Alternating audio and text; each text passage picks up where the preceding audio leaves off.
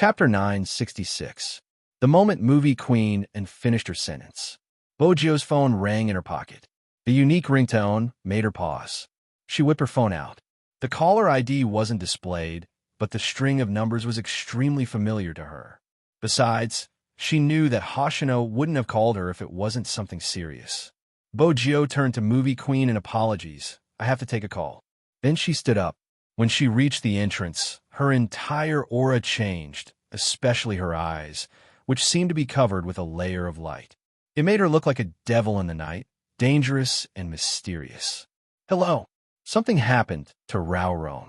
Hoshino swiped the screen. Everyone in the esports industry is saying that there's something fishy about your match. Fishy? Bojio arched a brow. Enrich, Hoshino replied. Someone said that Raoron didn't go all out in the match and lost intentionally because someone placed a bet on the match. If Supreme Alliance won, the other party would earn a lot. That isn't all. The crime squad has taken Raoron away, claiming that there is evidence pointing towards Raoron being the mastermind behind the maiden sacrifice. The organization wants to push Raoron out to divert everyone's attention. Bojio's gaze deepened. The son of a hero shouldn't be treated this way. Raoron worked harder than anyone else in that match. If it wasn't for him, the other party would have lost badly. Hoshino broke into a warm smile. Shall we take action? Enrich. Bojio glanced at the sky. Let's meet outside the police station. It seems like you've already thought of a way to slap them in the face. Hoshino hooked the keys on the table. I'll prepare the costumes and props. Which one do you need? Bojio took a moment. A wooden guitar, a white t-shirt, a black trench coat, a mask, hair dye, and a motorcycle. Something cool. What are you going to do? Hoshino glanced down at the information in his hands. You're going to use a guitar? Bojio lifted her lips, a hint of devilishness in her eyes. Since I'm returning, I need the audience to prove it. If not, I won't be able to answer to their efforts in impersonating me. Z, you're breaking the rules again. Hoshino's eyes lit up brightly, as though he had been in a daze for a long time. I understand. I'll see you in a bit. See you in a bit. Bojio hung up and turned towards movie queenin, who was watching her. She felt slightly embarrassed. She wanted to see the Almighty again, but time was tight, and he might not want to see her. Bojio knew that the Almighty was still angry, and it would be best if she could stay. But compared to that, she had more important matters to attend to. Enian, I have something urgent to attend to. I have to leave. Movie queen and could tell from Bojio's expression that the youngster had something urgent to attend to. At her age, she was able to see the bigger picture. All right, you can go ahead. It's time to make my cold son anxious. Otherwise, he will never understand that sincerity is the most important thing in a relationship. Brother Mo is great. It's my fault I wasn't sincere enough. Movie queen and watched the youngster's serious expression and couldn't help breaking into a smile. Who would take the blame? Her cold son must have accumulated good fortune in his previous life to have met such a sensible child like Gio. Movie queen and glanced at the youngster's serious face and couldn't help but laugh. Who would take the blame? Her cold son must have accumulated good fortune in his previous life to have met such a sensible child like Gio. Movie queen and chuckled. Gio, you'll be at a disadvantage. If he dares to bully you in the future, tell me. I'll be on your side. Movie queen and chuckled. Gio, you're at a disadvantage. If he dares to bully you in the future, tell me. I'll be on your side. Movie queen and chuckled. Gio, you'll be at a disadvantage. If he dares to bully you in the future, tell me. I'll be on your side. It had been the same when she had been young. On the surface, she seemed to be at a disadvantage. But in reality, every time something happened, he would be the one shielding her. A family like Madame Anne's had high standards for upbringing. Grandpa was even more so. He had raised the Almighty like a prince. He played the piano well and knew how to play chess. While she had been wandering outside like a clay figurine, the Almighty had come to meet the foreign guests in his little suit. The Yin family's house was right next to theirs. Even though it was the same villa, the Yin family's house was clean. Every time she climbed over the wall and knocked over a flower pot, Grandpa would ask, and the Almighty would say that he had accidentally knocked it over. There had been one time when she had opened the Yin family's safe. The Almighty had taken the blame for her. He had been punished by Grandpa and stand for a long time. If it had been the Almighty, he would never have made such a mistake. In his eyes, such mistakes were childish. He had never been punished by Grandpa, and Bo-Gyo could still remember the way her little puppy had stood in the middle of the living room. He hadn't been impatient at all, but he hadn't been happy at that time. When he had tugged her hand over, his expression had been cold. "Little Bo-Gyo, are you an idiot? Bring a medicine box over. Bring me the first aid kit. If I find any blood on your hands on my sheets, I'll throw you out the window." Bo-Gyo was used to such threats. She didn't think much of it. Besides, the Almighty had been the one who had bandaged her hand. He probably didn't mind it being dirty. That day, she had hugged her little puppy and slept soundly. Before he had fallen asleep, he had muttered in her ear, "You're so stupid. I guess the safe has to be changed." From that day onwards, all the locks in the family's house had been changed to electronic. Back then, Bo-Gyo had told herself that she would take good care of her little puppy. That was probably the reason why Bo-Gyo didn't want to receive that person's hateful gaze one day. Movie Queen and watched as the youngster lowered her gaze. She reached out to push Bo-Gyo, a faint smile on her face. She had the demeanor of a mature queen. "All right, you can go now. I'll talk to Brother Mo." Bo-Gyo didn't have time to stay any longer, but it was good that she had left. The Almighty would probably come down for dinner after she left. After leaving the military courtyard, Bo-Gyo glanced at the time on her phone. Then she hopped into a taxi. As the city lights lit up, the night came to everyone's side. The nightlife in the city center started to get lively. There would always be many people near the commercial plaza. The most eye-catching advertising screens hung on the skyscrapers. Everything was a show of life. In the study room on the second floor of the Chin family's house. Chapter 9:67. The computer screen lit up, a familiar sound reverberating in the study room. It was the sound of a player entering the game. It could be said that this was the first special effect used in the video. As the video unfolded like a story, the game characters appeared. Chin Mo looked at the two familiar IDs, his eyes widening in shock. This was before that guy had joined Supreme Alliance, when they had cleared a dungeon together. No, that wasn't right. Chin Mo looked at the video, his game character and the youngster's game character dashing towards the other party's wilderness like two gusts of wind. This wasn't just a video of them clearing the instance. It was all the video clips of the two of them fighting side by side. From the moment they first met to the current National League, every scene was presented in this manner by her. Of course, Chin Mo knew how much time and effort it took to edit these videos. Moreover, some scenes had to be searched. He had originally thought that this was the end, but it wasn't. At the end of the video was the photo they had posted on their official Weibo. A line of words appeared on it. "I hope to have someone like you, like the cool breeze in the mountains, like the warm light in the ancient city, from morning to night, from the wilderness to the canyon. As long as it's you, it's all good." Chin Mo didn't head down because he had seen this video clip.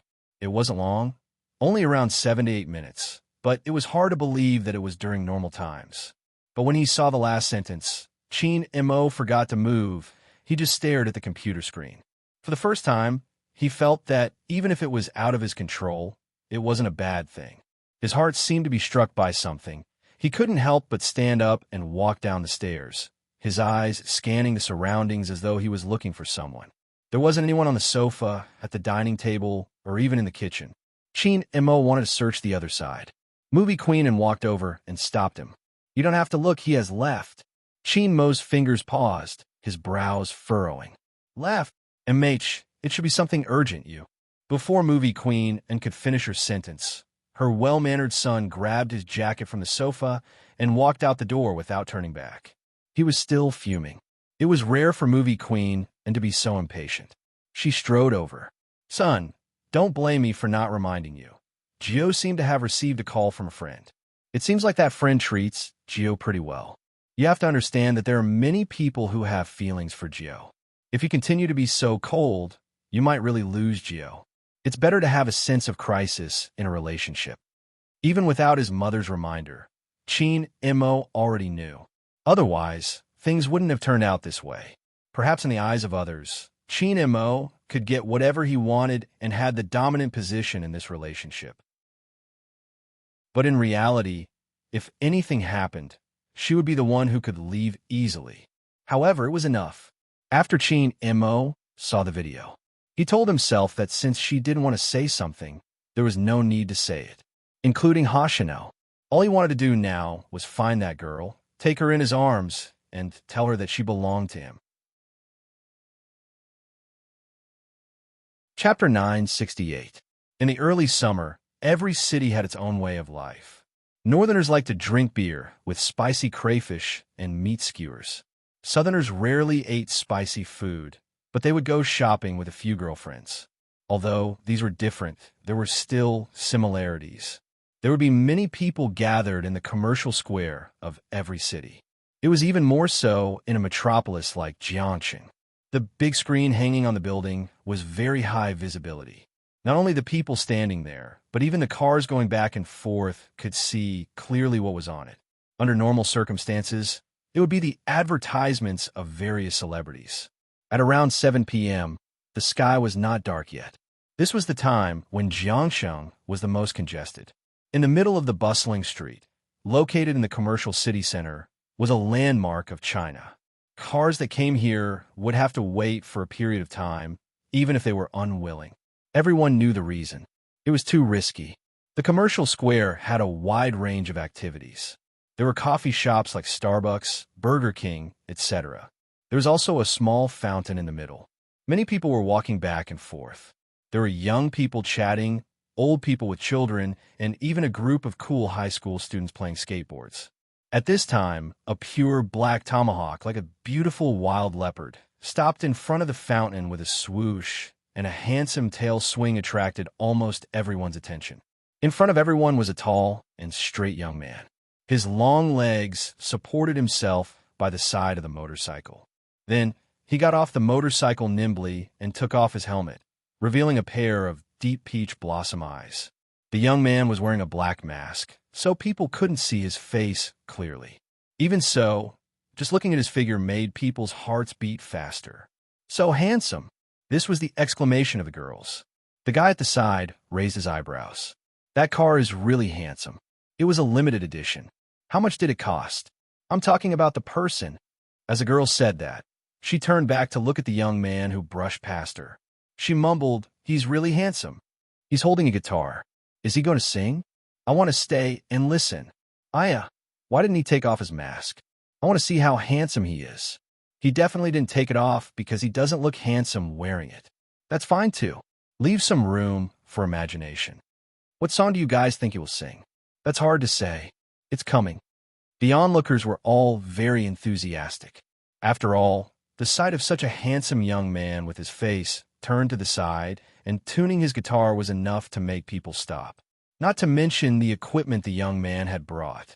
Instead of the usual microphone, he wore something that looked like a headset on his ear. The crooked part was a small microphone. Needless to say, the youngster looked even more handsome with the equipment. Then, the young man smiled at the girls who were looking at him. A series of exclamations could be heard. "I can't take it anymore. It's so cool." The young man lowered his head, took out some wires, and inserted them into a small notebook. Just when countless people thought that the youngster was playing a small sound system to make it easier for him to choose the music, the computer screen had actually been split into two parts. This was because the USB drive that was plugged into it had already determined that this was a network intrusion.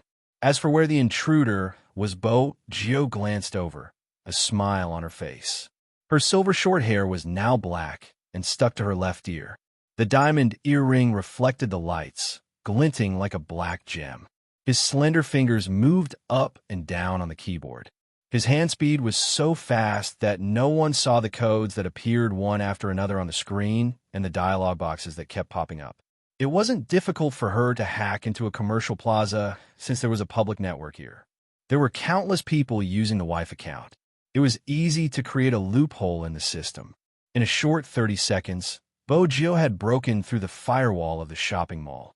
From the surveillance room, she controlled the broadcasting rights of the entire plaza. At the same time, she set up many virtual IPs. Boggio wasn't worried that the police would lock onto her. The logic was simple. Anyone in the commercial plaza would be holding on to an electronic product. Regardless of whether it was a phone or a laptop, it would become the originating IP. But she still had to speed up. She was most afraid of going up against the Almighty. Fortunately, Smith was in charge of the crime squad. It's time to greet an old friend. Boggio smiled faintly. She pressed the enter button and hid the dialogue box.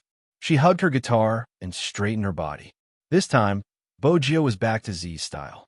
She wanted to tell the police that she was here and that they could catch her if they had the ability. Shall we start? The girls couldn't wait any longer. Boggio tilted her head, making the final adjustments. Her voice rang out. Hey, MH sound test. He's so cute. You call him cute no matter what he does. It's just a sound test. Are you jealous? You should grow up like him. I'm your boyfriend, not him. What's there to be jealous about? Even though that was what she said, the jealousy in her voice could be heard. The girl smiled sweetly at the side.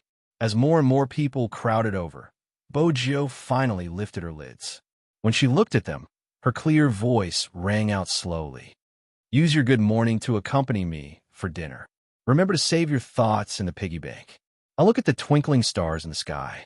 I hear the cowherd telling the weaver girl to be brave. When the voice rang out, everyone's eyes lit up. Even through the mask, the charm of the youngster's voice couldn't be suppressed. But what song is that? It's so good. I've never heard it before. Is the generation gap here? Come over. Let your boyfriend explain it to you. You were still in primary school when the song was released. Go, don't disturb me. Perhaps it was because the youngster's eyes were too beautiful. Or perhaps it was because of the gentleness in her clear voice. More and more people stopped. Boggio sang softly, her lips curving up. Aren't you afraid that we are on opposite ends of the earth, watching your greeting? Riding a magic carpet, flying at the speed of light to me. You let me see the North Star and the Cross Star as a companion, without my arm as a pillow. Are you used to it? Your telescope can't see the loneliness of my northern hemisphere. The Pacific Ocean's tides follow the Earth back and forth. I'll wait patiently, waiting for the day you reach the shore. When she reached the word shore, she turned and glanced at Hoshino, who was smiling faintly at her. Both of them were wearing masks, but they exuded different auras. If the young man was cool to the point of being devilish, then Hoshino, who was standing quietly in the crowd, was like spring water flowing in the mountains like a prince. With their chemistry, they just needed a look to start the operation. In that instant, Hoshino broke into a smile, glancing up. There was a loud swoosh. The big screen that was originally playing the advertisement suddenly changed, and a big Z appeared. No, it wasn't just the various screens in the commercial plaza. It was also the same word that appeared on the phones of the people walking in the crowd. Some people who had watched sci-fi blockbusters immediately thought that it was a hacker attack. The entire commercial plaza was in an uproar. Everyone was fiddling with their phones, but the screen was frozen, not moving at all. At this moment, a manipulated voice appeared on the various screens in the plaza. Before I introduce myself, I have to greet my old friend. Smith, I heard that you came all the way from the Fifth Avenue to China just to catch me. TSK, the more you suffer, the braver you become. Even after so many failures, you still refuse to give up. But I'm really annoyed that you mistook me for someone else. The moment this sentence came out, it immediately attracted the attention of the police. The commercial plaza immediately took measures to remove the network intrusion. But when they sat at the service counter, they realized that the computers were no longer under their control. The network attack this time was too sudden, but it didn't affect the normal operations of the shopping mall. It only occupied the screen. But even so, the people in charge of the shopping mall expressed that they had never encountered such a situation before. Usually, large shopping malls like this would have police cars parked nearby. The patrolling policeman reacted quickly, informing the station at the first instance. It could be said that the local police station was busy to a new height that day. Such a case was too unique and had a negative impact. They couldn't handle it properly, so they could only report it to the higher-ups. At that time, Smith was sitting in the interrogation room, looking at Rao Rong opposite him. He arched a brow. I finally caught you, Z. Rao Rong didn't speak, his hands cuffed. His brows were the same as before, but the corners of his lips curled up, revealing traces of mockery and sorrow. The arrest came very suddenly, and the accusations were overwhelming. Honestly speaking, he didn't mind going in. If his father could be vindicated, he was willing to do anything. But the moment the crime squad charged into the club, he clearly saw that person's gaze had dimmed. He was probably disappointed, be it him or his team members. Rao Rong lowered his lids, glancing at his cuffed hands. Who knew that he used to really love esports? Why aren't you speaking, Z? Smith chuckled, looking confident. You don't have to think of an excuse to escape. China isn't like the Fifth Avenue.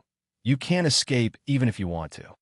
While Smith was speaking, Lin Shentao and his team members were being interrogated beside Rao Rong. Regarding Rao Rong, I would like Mr. Lin to provide us with some evidence, the interrogator said politely. Lin Shentao hadn't said a word since he entered. As the most powerful witness, they had to pry his mouth open. But his demeanor made it difficult for them to get any information out of him. He was good-looking and talkative, but at this moment, Lin Shentao was more silent than anyone else. Mr. Lin, the interrogator was about to take the gentle route. Lin Shentao suddenly spoke, his voice low. Do you know that person? What? The interrogator couldn't react. Lin Shentao glanced up, his eyes bloodshot. Rao Rong, what kind of person is he? The interrogator remained silent, glancing at one another. Lin Shentao didn't seem to care what others thought of him. When I first joined the team, I was always at the bottom. My hand speed wasn't fast enough, and I couldn't keep up with my tactics. Many rookies weren't willing to team up with me, feeling that I was a burden. They blocked me in the changing room and forced me to leave the team. It was the captain who stood in front of me, telling me that talent was important, but hard work was more important. He told them not to form small groups and ostracize other members. For the sake of the team's victory, he would stay up until 1 in the morning to study the best strategies of each member. He would often lie in front of the computer, revealing the brightest smile for every victory. When he lost, he would tell us that it didn't matter. We could try again next year. How could such a person purposely lose the National League for money? Back then, when the relationship between the team and the club was at its most tense, he took the risk of being frozen by the club to speak up for us. Many companies tried to poach him, but he didn't leave because of us dragging him down. Do you know what the older members repaid him with? They forced him to leave the team, causing him to waste 2 years in esports. The club kept sending in useless relatives. If it wasn't for the captain, we would have died horribly against Supreme Alliance. The interrogator paused. Mr. Lin, I know you have a good relationship with Rao Rong, but this isn't the time to be emotional. If you can provide us with evidence, we will be able to get to the bottom of the case. I don't have any evidence. Lin Shentao's gaze was resolute, because I don't believe Captain is that kind of person. The interrogator knew he wouldn't be able to get any results even if he continued. Hence, he left the room. He shook his head at Director Huang. It's too difficult. Any progress on Smith's side? Director Huang's heart sank after listening to Lin Shentao's words. Perhaps it was because of these experiences that Rao Rong had changed, just like his father. Ever since Rao Rong came in, he only said one thing, which was that he was the one who did it. He didn't say anything else. Does that mean he confessed? Yes, it had been a smooth interrogation, but because of that, Director Huang wanted to ask more questions. But Rao Rong's attitude, Director Huang sighed. The person beside him reminded, the higher-ups want to close the case as soon as possible. The maiden's sacrifice has caused a huge impact. The media has heard that the culprit has been caught and are still waiting for the verdict. Director Huang paced back and forth, glancing at the time on his watch. Call for press conference. Yes. Chapter 969. Director Huang lowered his gaze. When he saw the live stream, his eyes widened in shock. He snatched the phone over, a single word flashing in his eyes, Z. Smith was still looking at Rao Rong, trying to dig something out when the interrogation room door was slammed open. I think you should take a look at this. It was Director Huang. Smith frowned, his body stiffening as he bolted upright. That's impossible. The Real Z is in the city center, The IP address is in the plaza. Director Huang's reaction was much calmer than Smith's. We have to take action immediately. Smith listened to the voice in the video, the veins on his forehead popping when he heard the word TSK. It's really him. The*M in it. That's why we caught the wrong person. Director Huang glanced at Rao Rong, turning towards the crime squad members who were still looking at their phones. Stop looking. Hurry up and inform the professionals to lock onto Z's location. Yes. The crime squad had never been in such a mess. Everyone was moving as fast as they could. Found him. Suddenly, there was news from the technician. Smith's eyes lit up, leaning over. Where's the exact location of Mall? Second floor. The moment the technician said that, he added, No, that's not right. It's the 6th floor. That's not right either. It's outdoors. Smith grabbed a handful of hair. Where exactly is it? The technician wore an earpiece, watching the screen filled with red dots, his voice trembling. That's impossible. That's impossible.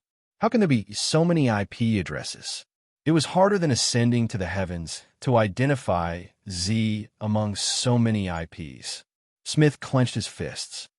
D*M in it. He's using this again. Let me tell you where I am. If you have the ability, come find me.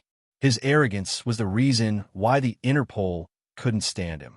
He felt as though he was flaunting his intelligence in front of him. There were so many people in the plaza. Which one was he? Director Huang panicked as well. The video was like a virus, spreading crazily on the internet. Now, there was only one person who had a solution. Director Huang whipped out his phone, dialing a familiar number. Hello, Chiamo. The Real Z has appeared. Chiamo received the call and was on his way to the Fu family's house. When he heard the last sentence, his fingers paused and his gaze deepened. It was like a vast ocean, making it hard to read his emotions. His handsome face was reflected in the car window. He didn't seem the least bit flustered by Z's appearance. It was as though in his heart, this day would come sooner or later. Chiamo instructed the driver to turn around while speaking to Director Huang calmly. Give me a simple explanation of the current situation. The moment Director Huang heard that emotionless voice, he knew he was saved. He explained Z's appearance from start to finish. Chapter 970. Director Huang stilled, muttering, Why didn't I think of that? Chiamo didn't listen to him. He continued, Arrange for all the police to head to the scene. Z isn't done with his task. Not done. Director Huang glared at him. What else is she trying to do? Our Jiang City's police force is going to be slapped in the face by her. Chiamo glanced out the car window, his gaze deep. You caught the wrong person. She is seeking justice for Rao Rong. Director Huang paused. It's our fault, but Rao Rong has admitted to the crime. I can't do anything about it. Send people to the scene. Chiamo's tone remained the same. Move in plain clothes. Director Huang replied, All right. He then asked, What about you? Chiamo glanced at the long queue of cars in front. I'm rushing over. That's good. We have to catch Z. You don't know how passive I am after her actions. I still have to explain to the higher-ups. Before Director Huang could finish, Chiamo hung up. Director Huang choked. Why did he feel that Chiamo was still the same as before? He didn't like to hear Z's bad points. In reality, Director Huang didn't know that he wasn't the one who felt passive. Instead, he was sitting in the dorm room, staring at her phone, her left hand clenching tightly around Fanjia. Due to the commotion caused by the incident, the other roommates in the dormitory were also watching. After a girl saw the video, she couldn't help but sigh. I always feel that Z is very handsome. What's going on? Fanjia lifted her head abruptly. The girl was taken aback by her stare. For some reason, she felt a chill run down her spine. What's wrong? Nothing. Fanjia held on her phone, a sweet smile on her face. I'm going out for some fresh air. After walking out of the room, Fanjia's expression sank. Z was still alive? How was that possible? She hadn't seen Z's face, but she knew some information. At that time, they had clearly set up a plan to kill that person. Why was Z back? That wasn't all. She was in Jiang City. She was right beside them. The*M in it. Fanjia swung her arm, smashing her phone against the wall. Z, who exactly was it? It was destined to be a restless night. The Major Crimes Division mobilized all available vehicles, just to encircle an international criminal. Regarding the maiden sacrifice, you don't have any leads, but I can provide you with a few clues.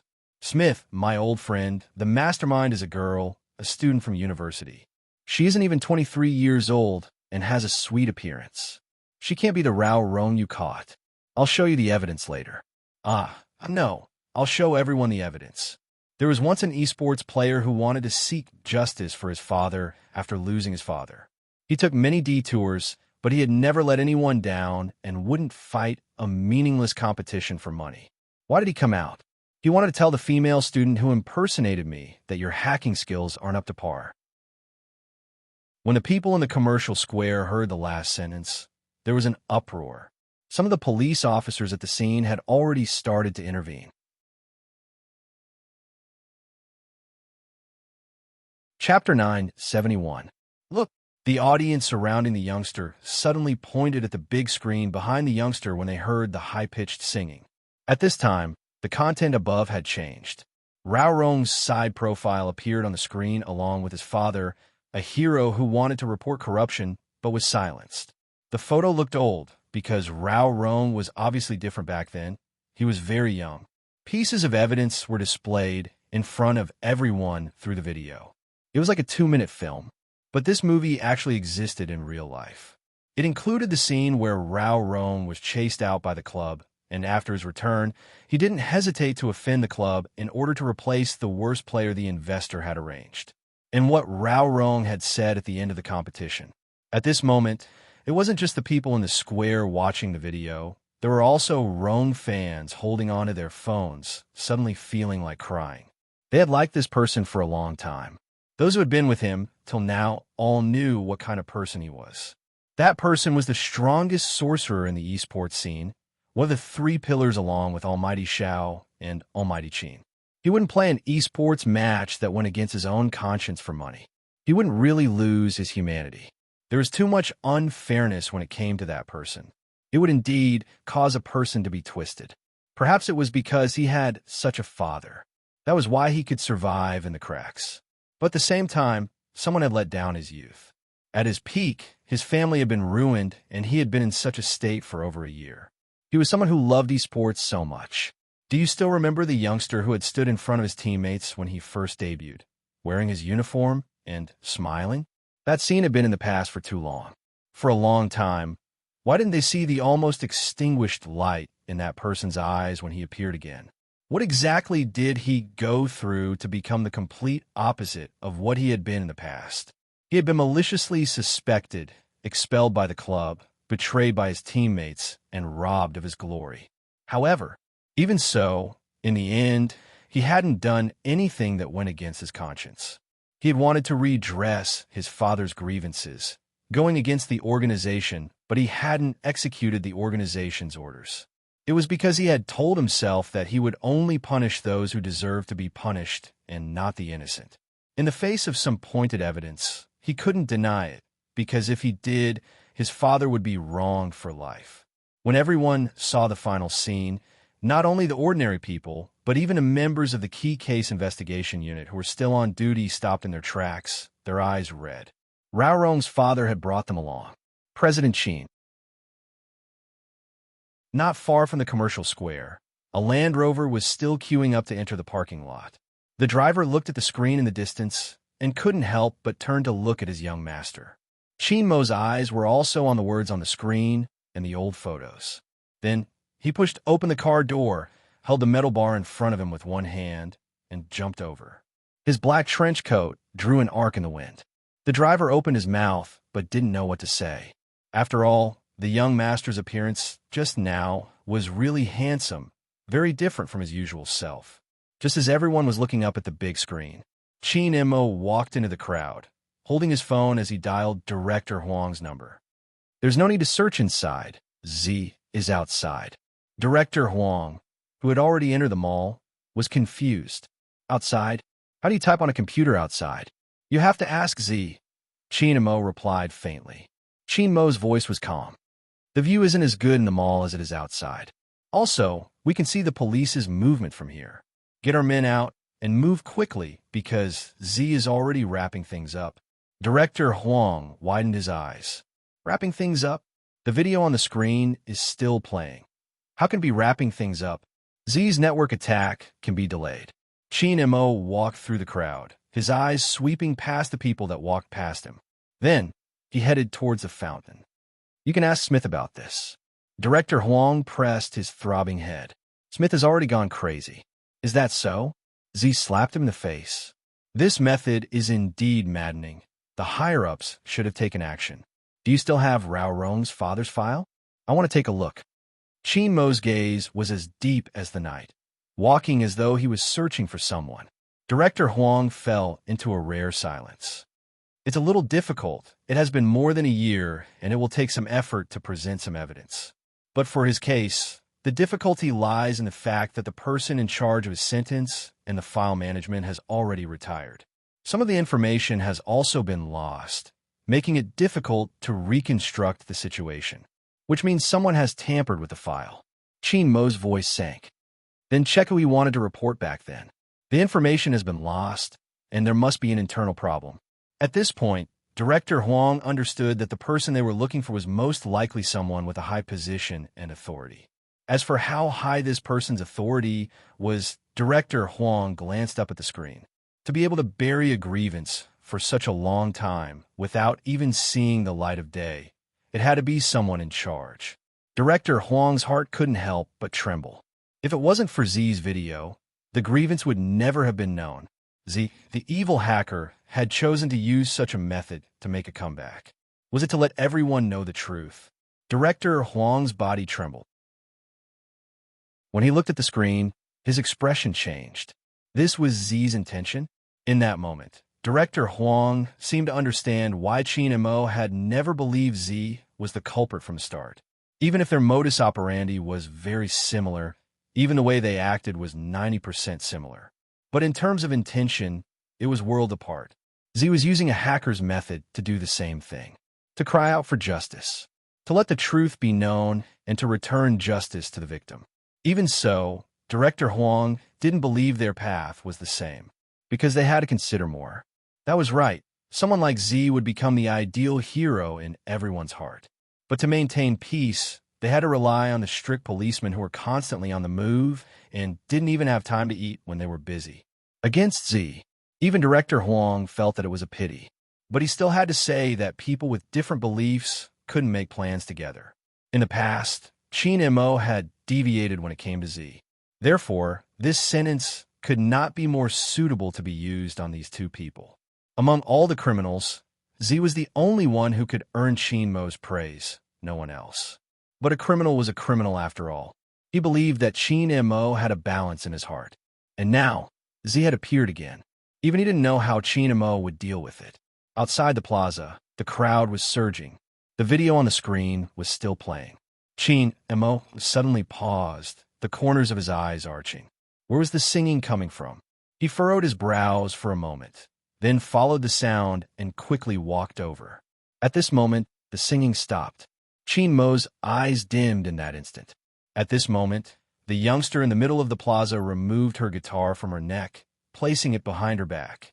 Bojio's actions were natural, just like a singer by the side of the street, packing her belongings and heading home after encountering trouble. She bent her long legs, closing the laptop on the ground. The speed was still running. There was a minute delay. To Bojio, a minute was enough. She turned, but didn't go to the motorcycle parked at the parking lot, because she knew that if she rode the motorcycle now, it would be a signal to the police that she was there. She carried the guitar and walked into the crowd. Bojio was still wearing a black mask. Even though the police had moved from the inside to the outside of the mall, there were two policemen who brushed past her. They didn't notice that the person they were looking for had walked past them, heading towards the crowd. Bojio didn't walk quickly because most of the people around her were still immersed in the video. Their emotions and walking were heavy. At this moment, it wasn't a good thing to walk quickly. Some of the girls watched as the youngster, who had mesmerized them, walked with them, their hearts beating faster. They hadn't expected the youngster to walk in the same direction. They wanted to ask him where he was going and if it was on the way. Just as the girls' faces turned darker, the youngster suddenly glanced up. The young man suddenly looked up and saw a tall and straight figure standing in the crowd. It was as if he was a god waiting for a rabbit to come to him. Bogio's fingers stilled, her pupils trembling. She started to analyze the situation. There was still a distance to walk from here to there. But she couldn't just turn around and leave, because that would only make the Almighty notice her at first glance. Hence, she could only face him head-on. This situation was similar to the first time they had met at the Fifth Avenue. The difference was that Bogio already knew how formidable her opponent was. She had seen the Almighty, but he hadn't seen her. Even if he had seen her, she had disguised herself. But Bogio wasn't sure if her disguise would work in front of the Almighty. Bogio watched as the distance between them shortened. Her left hand, which was in her pocket, clenched tightly.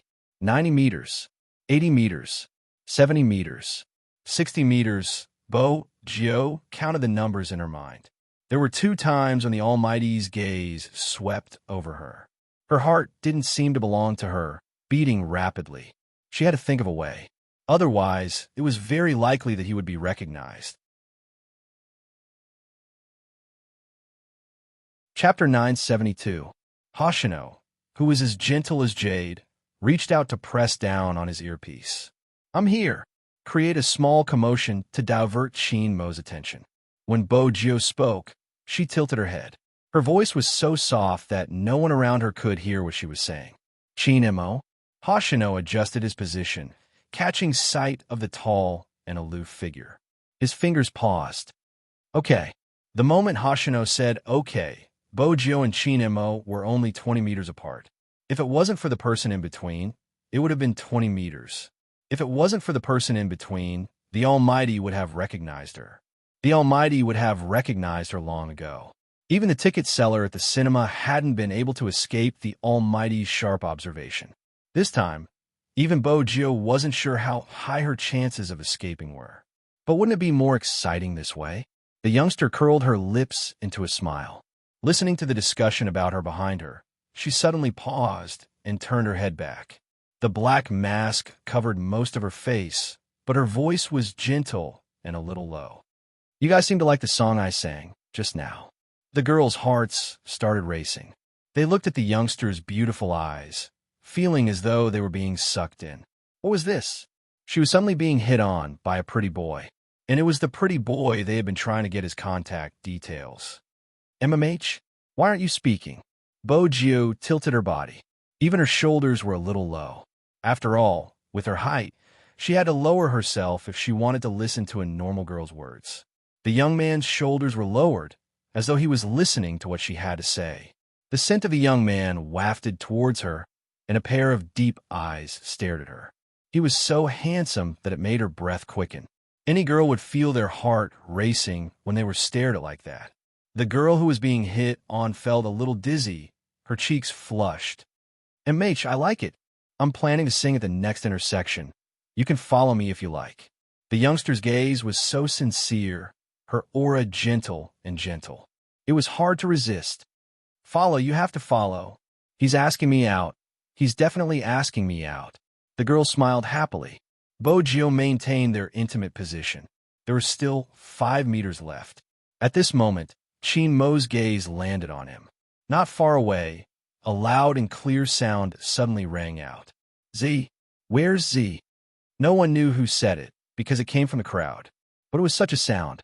This attracted the attention of all the police. In addition, there was a person who was flying through the crowd. His speed was so fast that the people on the other side immediately moved. Even Shinmo's figure shifted for a moment, but it was only for an instant. As soon as he took a step forward, he immediately retracted his leg. Those eyes were very deep. "Don't go over." He spoke to Director Huang through the Bluetooth earpiece. But it was too late. Once they took action, there was no turning back. This was the norm when carrying out a mission. In addition, there were so many people in the commercial square. Even if an order was given, it would be very difficult to return to its original position. However, this also showed that the person was very close to him. Sun Tzu's Art of War. A diversion. Chinmo's handsome side profile was more dignified than ever. The corners of his lips lifted slightly, his eyes sweeping across everyone around him. Chinmo's smile made Bo Gio feel danger. Even after such a huge commotion, the Almighty still hadn't left. The immense pressure was similar to the time she had been in the Fifth Avenue. She had avoided the police easily, but not this person. Her wig had been removed, and she had been forced to fight. Today, she didn't want to fight, because if she fought, she would definitely lose her position. Losing her position meant that her identity would be lost. Fortunately, she was prepared. She was prepared to prevent the Almighty from falling for her trap. To be honest, everyone who played hero had a lot of tricks up their sleeves. Under normal circumstances, the culprit would appear. Wouldn't an ordinary person move? The Almighty stood there without moving, as though he was waiting for her to come to him. Boju arched a brow. Just as she was about to meet the Almighty, she suddenly turned and asked the girl beside her, "What's going on?" They seemed to be arresting someone. The girl only had eyes for the youngster. Boju laughed lightly, her tone natural. "Do you want to take a look?" "I don't think so. Will it be dangerous?" After all, the commotion was huge. She wasn't sure what would happen. Were all boys curious? The girl tilted her head towards the youngster wearing a black mask. "All right then." Bo Gio sounded helpless. She raised her left hand and pressed onto the backpack on the girl's back. Her voice was low and warm. "It's a little heavy. Can I help you?" It's fine, it's fine." The girl blushed. "You can just stand beside me. Why do you need to carry the backpack?" Bojo laughed softly. "I really don't know what to do with you." That pampering tone. Someone was drunk. Some people frowned slightly when they saw this scene. The latter was Chin Mo. The moment he locked onto the youngster, he almost suspected that he was the person he was especially familiar with. However, their posture was too intimate, as if they were a couple who had just started dating. Z wouldn't bring a girl with him. Besides, the intimacy wasn't fake. It shouldn't be. There wasn't any time for Chin Mo to confirm anything. Amidst the crowd, the couple had already walked past him. Chin Mo glanced back, suspicion still lingering in his eyes.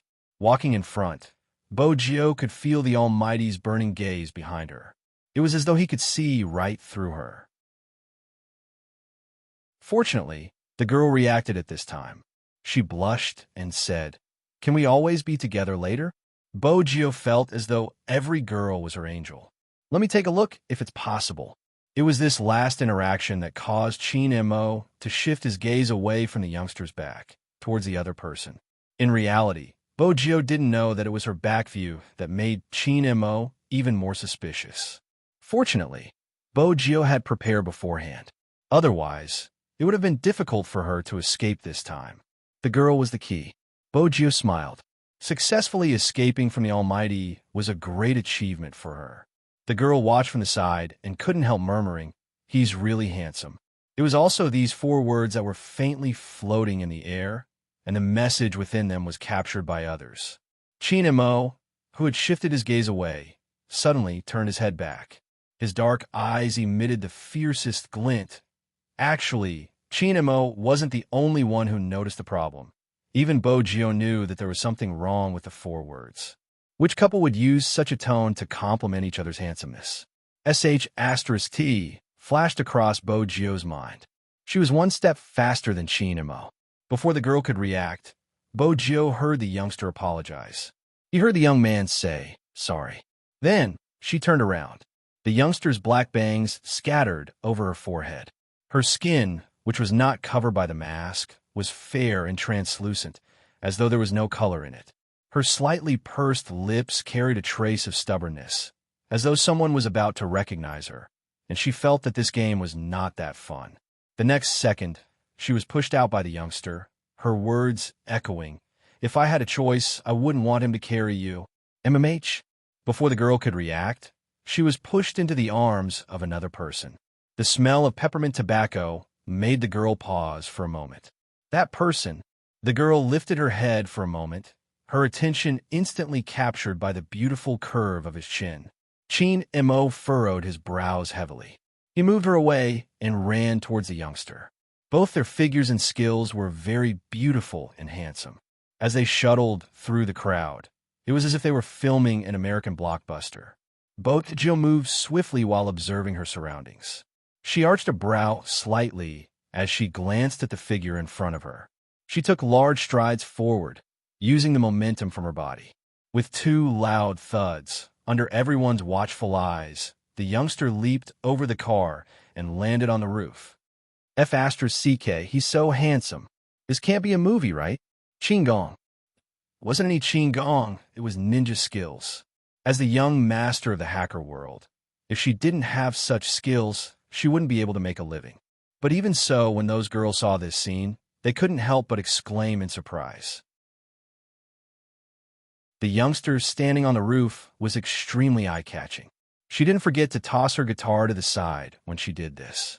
She successfully became a stumbling block for the person chasing after her. If it had been anyone else, they might have fallen. But the person chasing after her wasn't anyone else, it was Qin Mo. With a beautiful turn, he bent his long legs slightly and heard a loud thud. The guitar was kicked into pieces in midair. Bojo heard the sound, but didn't even turn her head. Amidst everyone's exclamations, the young man took a step back and leaped from one roof to another like a bolt of lightning.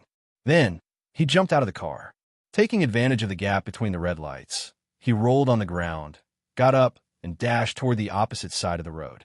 Some people from the Key Case Investigation Unit noticed the commotion, but it was useless. The youngster wasn't just skilled. When this person moved, his speed was especially fast. Moreover, he was in the middle of the road. How were they going to catch him if he could use such a method? They could only rely on young Master Qin. That was what the crime squad members were thinking. He was too far away and they couldn't shoot him. At the start of the operation, young Master Qin had instructed them not to use guns. But even if they had guns, they wouldn't be able to aim. The youngster's mobility was too strong. She didn't leave the crowd. It wasn't easy for them to shoot. It was the same even when she barged into the crowd. The crowd had assumed that the youngster would leave just like that. But what they didn't expect was that there was another figure following closely behind. His slender legs and his black windbreaker fluttered as he moved, making everyone feel that they must have come to the wrong place. To be honest, both of them were equally skilled and fast. The only difference was the length of their legs. Qin Mo's legs were longer than Bojo's, and the Almighty was good at predicting her escape route. The moment she moved, the Almighty would know where she would land. Hence, the distance between them narrowed. Just as she was about to be caught, Bojo turned and threw something behind her. Swoosh! It was a pack of cigarettes. As Qin Mo dodged, he asked faintly, "Don't you have anything else to throw?" Bojo didn't reply. Any turn would give the other party a chance to catch her. The Almighty's height and long legs gave him a natural advantage. Bojo ran, kicking the wall beside her. Using the recoil, she sped up and flipped over the railing in front of her. Still not giving up? Qin Mo arched a brow, rushing over. He didn't need to kick the wall to catch up to the cold figure. The difference in leg length was indeed useful at a crucial moment. Bojo didn't have anything else to throw other than the USB lighter in her pocket. But if she threw it out, her identity would definitely be exposed. Right at this moment, Qin Mo narrowed his eyes. He estimated the distance and reached out with his left hand, grabbing onto the youngster's shirt. Bojo paused. Without hesitation, she flipped in the air, using the recoil to temporarily escape the fate of being dragged back. But that wasn't the end. Qin Mo was already close to her. This meant that she would either win or be caught. The moment she thought about it, she would be met with shock or disgust. Bojo seemed to have an endless amount of energy. Her relationship with the Almighty was strained. If she was caught, everything would be over. With that thought in mind, Bojo lifted her leg and kicked towards Qin Mo. The sharp wind seemed to be able to split everything in half. Qin Mo took a step back, narrowing his eyes. He reached out once more, but this time he didn't grab her arm like he had done at the Fifth Avenue. Instead, he went for the black mask on the youngster's face. Bojo jolted. She used her left hand to block, turning beautifully. Even though the mask was caught, Qin Mo couldn't see her face. But without the mask, she wouldn't be able to face the Almighty. Even if she made some adjustments, the Almighty would definitely recognize her. It was too difficult. Bojo jumped again, but this time, her luck wasn't as good. In order to avoid the youngster in front of her, she tilted slightly. It was this distance that allowed Chin Mo to grab onto her shirt again.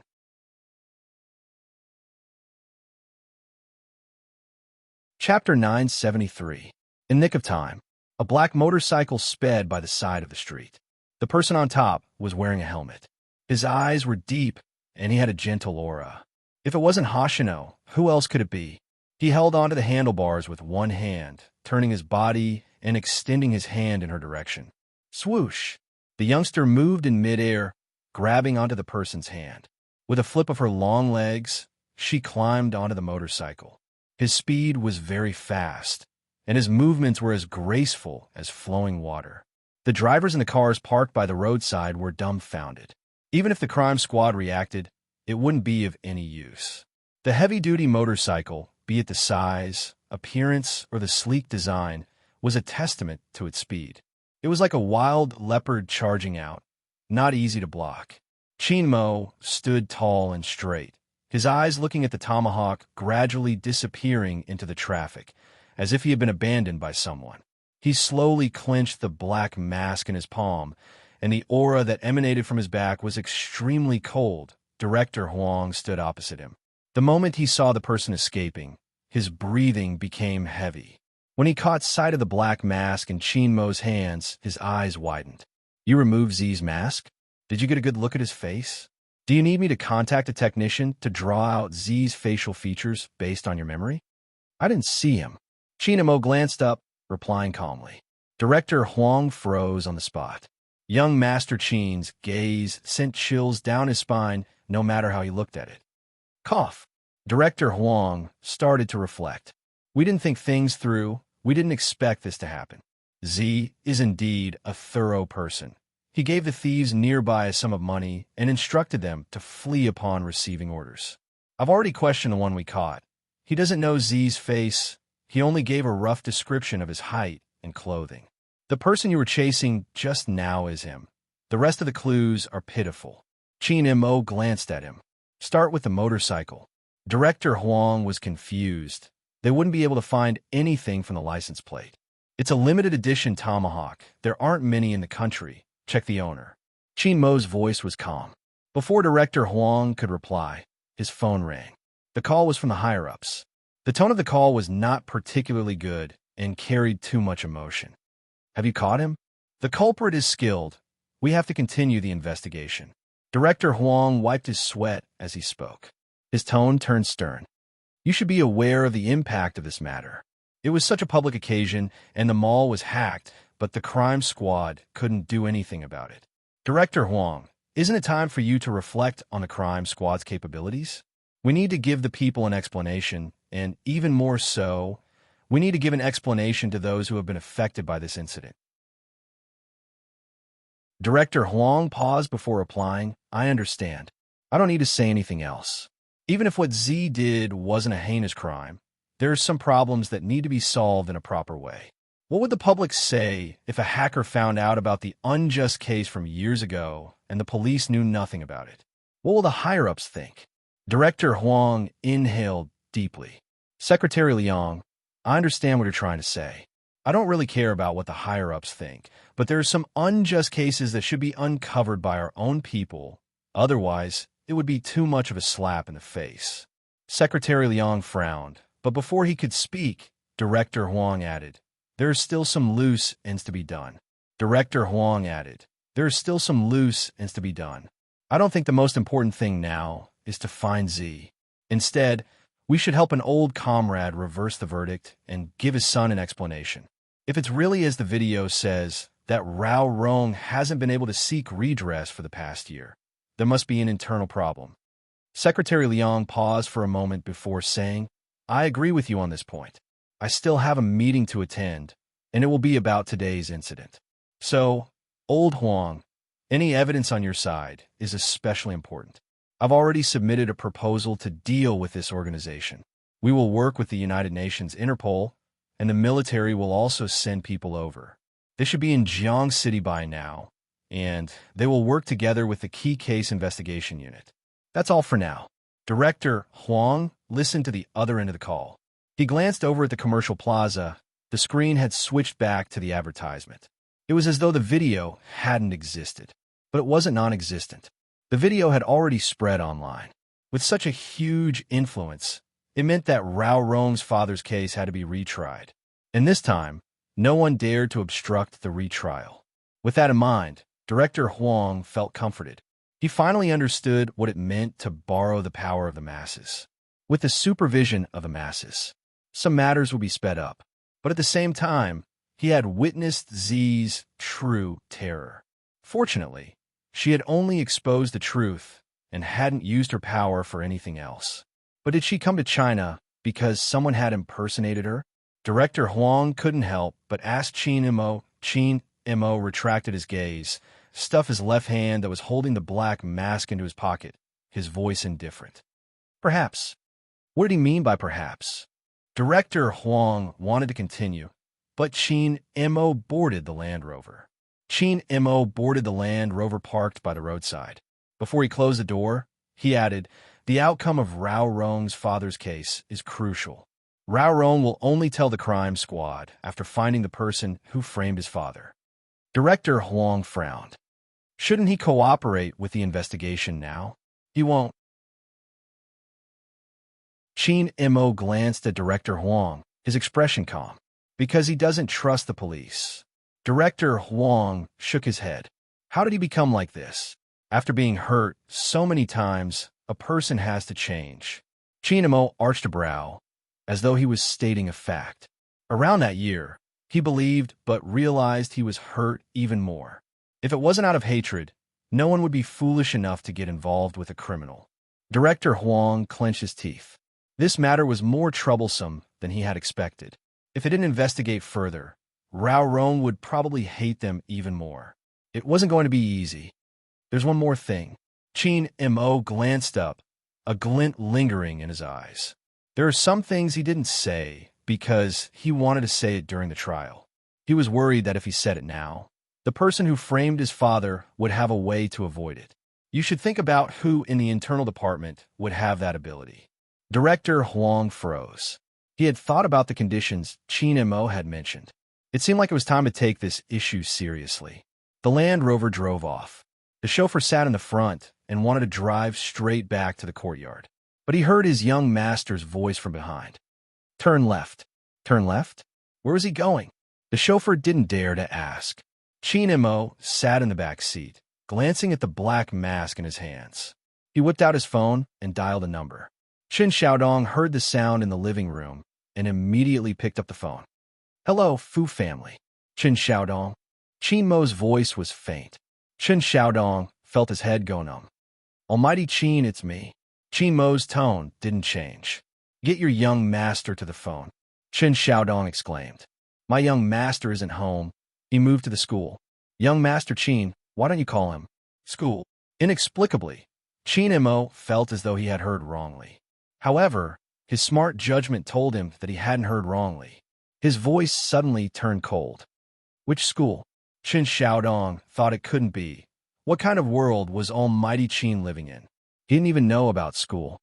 He moved to the male dormitory and only comes back on Saturdays. It would have been better if Chen Xiaodong hadn't explained. Qin Imo wouldn't have such a strong image. The moment he explained, his gaze deepened. He tightened the mask in his hands and knocked on the car door. The sound didn't just startle the chauffeur, it also confused Chen Xiaodong. What was going on? The chauffeur sat in the front, watching his young master's cold and handsome face. Someone was going to be in trouble today. Indeed, someone was going to be in trouble. Fan Jia had never expected things to turn out this way. Z, the person who should have died a long time ago. How could she ruin her plans to such an extent? She had to make preparations to retreat, but she wasn't willing to leave just like that. Perhaps there was another way. Fan Jia narrowed her eyes, trying to maximize the benefits she and her partner could get. As long as someone warned Rao Rong, he wouldn't say anything. Come to think of it, even if she didn't warn him, with Rao Rong's intelligence, he wouldn't go all out. Rao Rong didn't know who killed his father. She was the only one to know.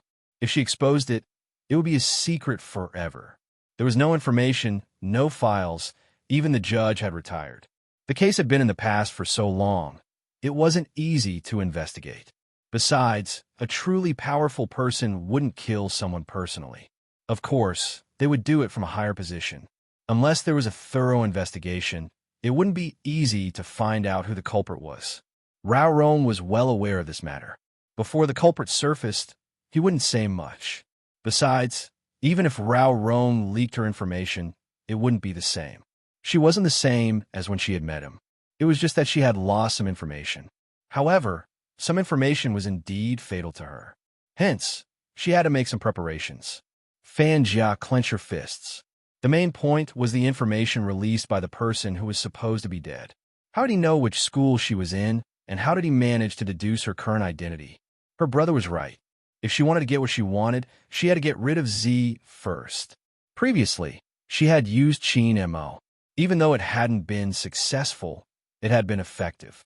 But this time, since Qin Mo had lost a portion of his memory, didn't that mean that the chances of success would be much higher? Besides, those people didn't want Qin Mo to have any contact with Z. Everyone hoped that he could think rationally and without any emotions, right? In reality, Fan Jia still couldn't understand why he treated Z differently. However, this difference made her want him even more. Fan Jia? Fan Jia? The voice beside her snapped Fan Jia back to her senses. What is it? We're going to meet at the school gates. Do you want to come? Sure. Wait for me to go get something. At times like this, she had to act as she usually did. Even though there was a temporary setback and the plan had to be delayed, it didn't mean she didn't have a chance of winning. Fan Jia pushed the door open and entered the dormitory. She dialed a number. Rao Rong has betrayed us. Either the crime squad won't be able to find anything or he will shut his mouth forever. It will be easier for you to take action. The person on the other end inhaled deeply. Are you crazy? Why are you taking such a risk? Do you know how strict the investigation is? No matter how strict the investigation is, as long as there is no evidence, you won't be able to get a verdict even if you are suspected, right? Fan Jia narrowed her eyes. Besides, it was that person's idea to make Rao Rong's father disappear. With him protecting you, what are you afraid of? Do you know when he will stop protecting you? Even if you don't do anything and wait for the internal investigation, that person will have no choice but to separate from you in order to protect himself. Back then, the cleanup was done so cleanly, even if there is any information left, it won't be found out. You can either attack or wait for your death. Think about it carefully. A middle-aged man in uniform stood in the corridor, his forehead covered in a layer of sweat. Ever since he had seen the video, he had a feeling. He couldn't hold on any longer. What are you standing there for? Hurry up and enter the meeting. Yes, I'm coming. The man looked at the back of the person in front of him, and the girl's words kept echoing in his mind. She was right. Either he caused a commotion, or he would be cut off. Instead of being passive, he might as well take the initiative now. It was a huge meeting with the leader in charge. The entire process was carried out in secret. There was a change in the weather. The wind blew against the youngster's clothes, allowing her to relax slightly. She smiled. That was close. Hoshino did not comment. After all, every time a youth did something, it was to a certain extent. Was he not arrogant and bold? But Shinamo was indeed the toughest opponent they had ever met. Drop me off at the front, I'll take the train back, it's one stop away. Just then, her phone rang, the caller ID from the Fu family's house. Boju arched a brow. Hello, young master, it's me. Chen Xiaodong seemed to have been triggered by something, his voice breaking. Boju replied, Mh, I know it's you. Why? Young Master Qin called just now.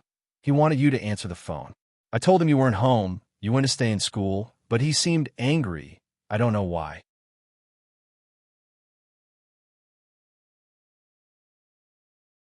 Chapter 974. Young Master, isn't it weird? If young Master Qin wants to look for you, he could just call your phone. Why did he call my house? When I picked up the call, my scalp went numb.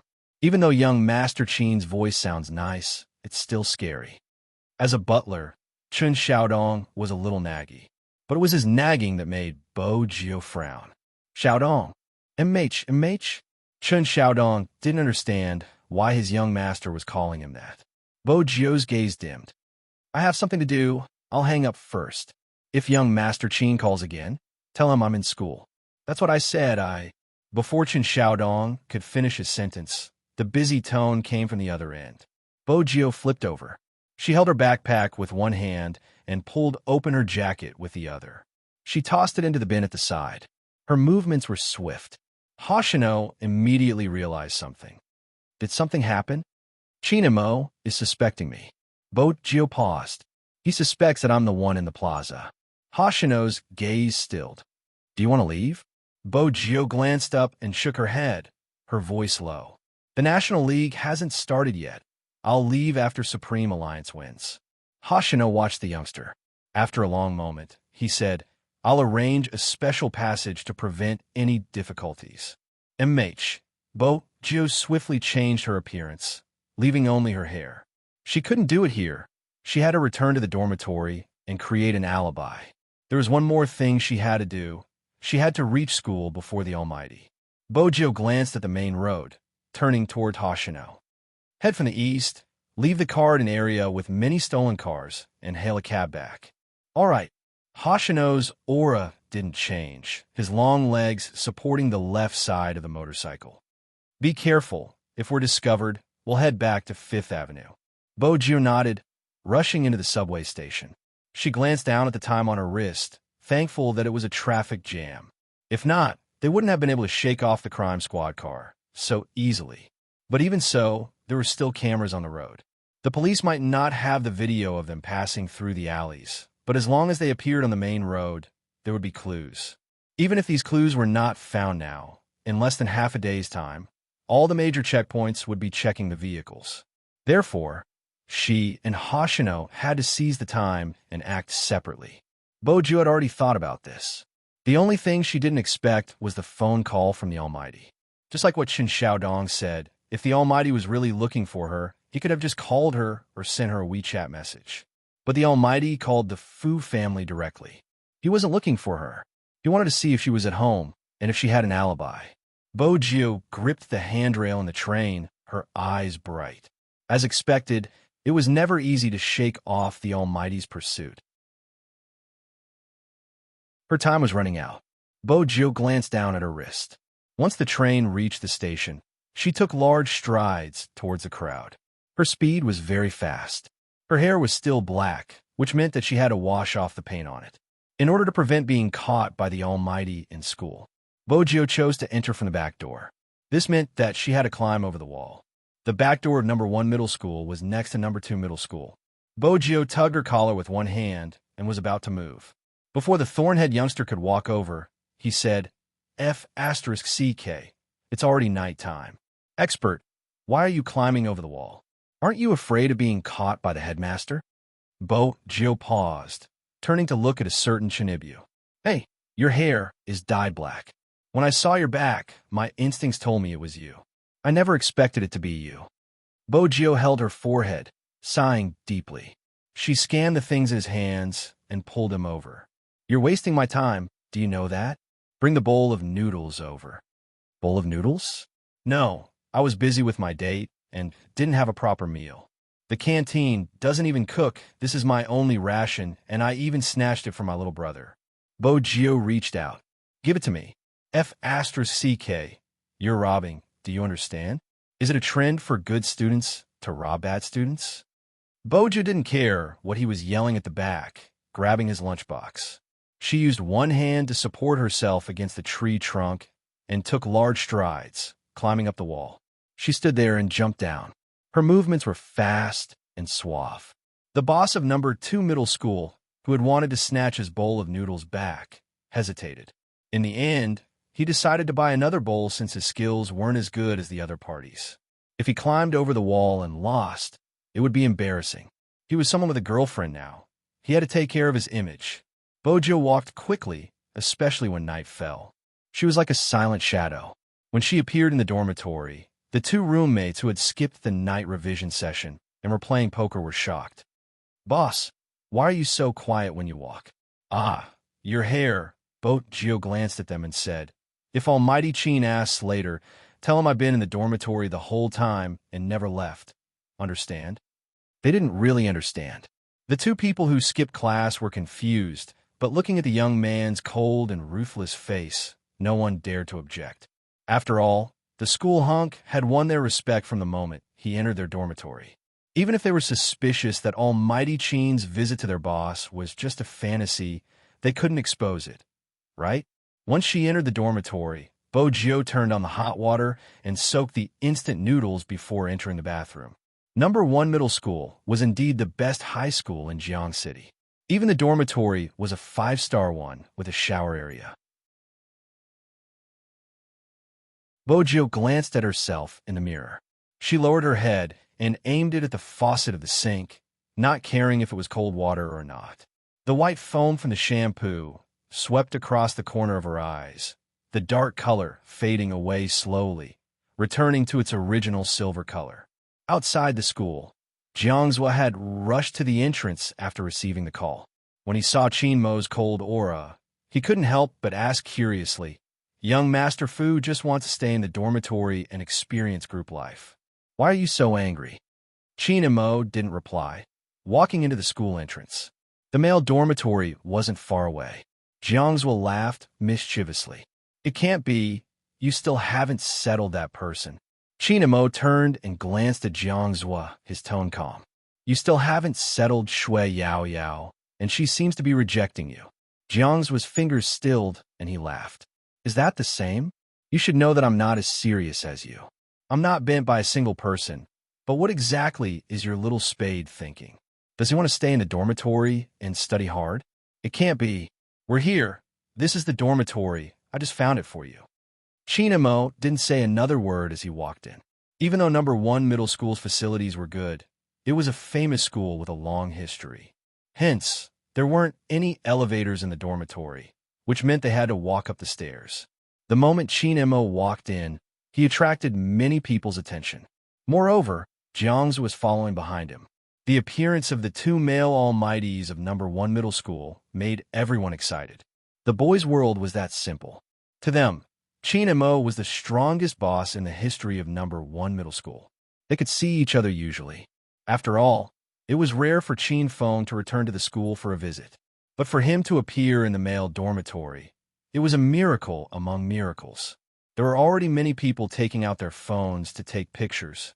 Some of Qin Mo's fans were even more passionate, shouting from behind, "Almighty Qin, you have to win the National League." Qin and Mo was already on the 2nd floor.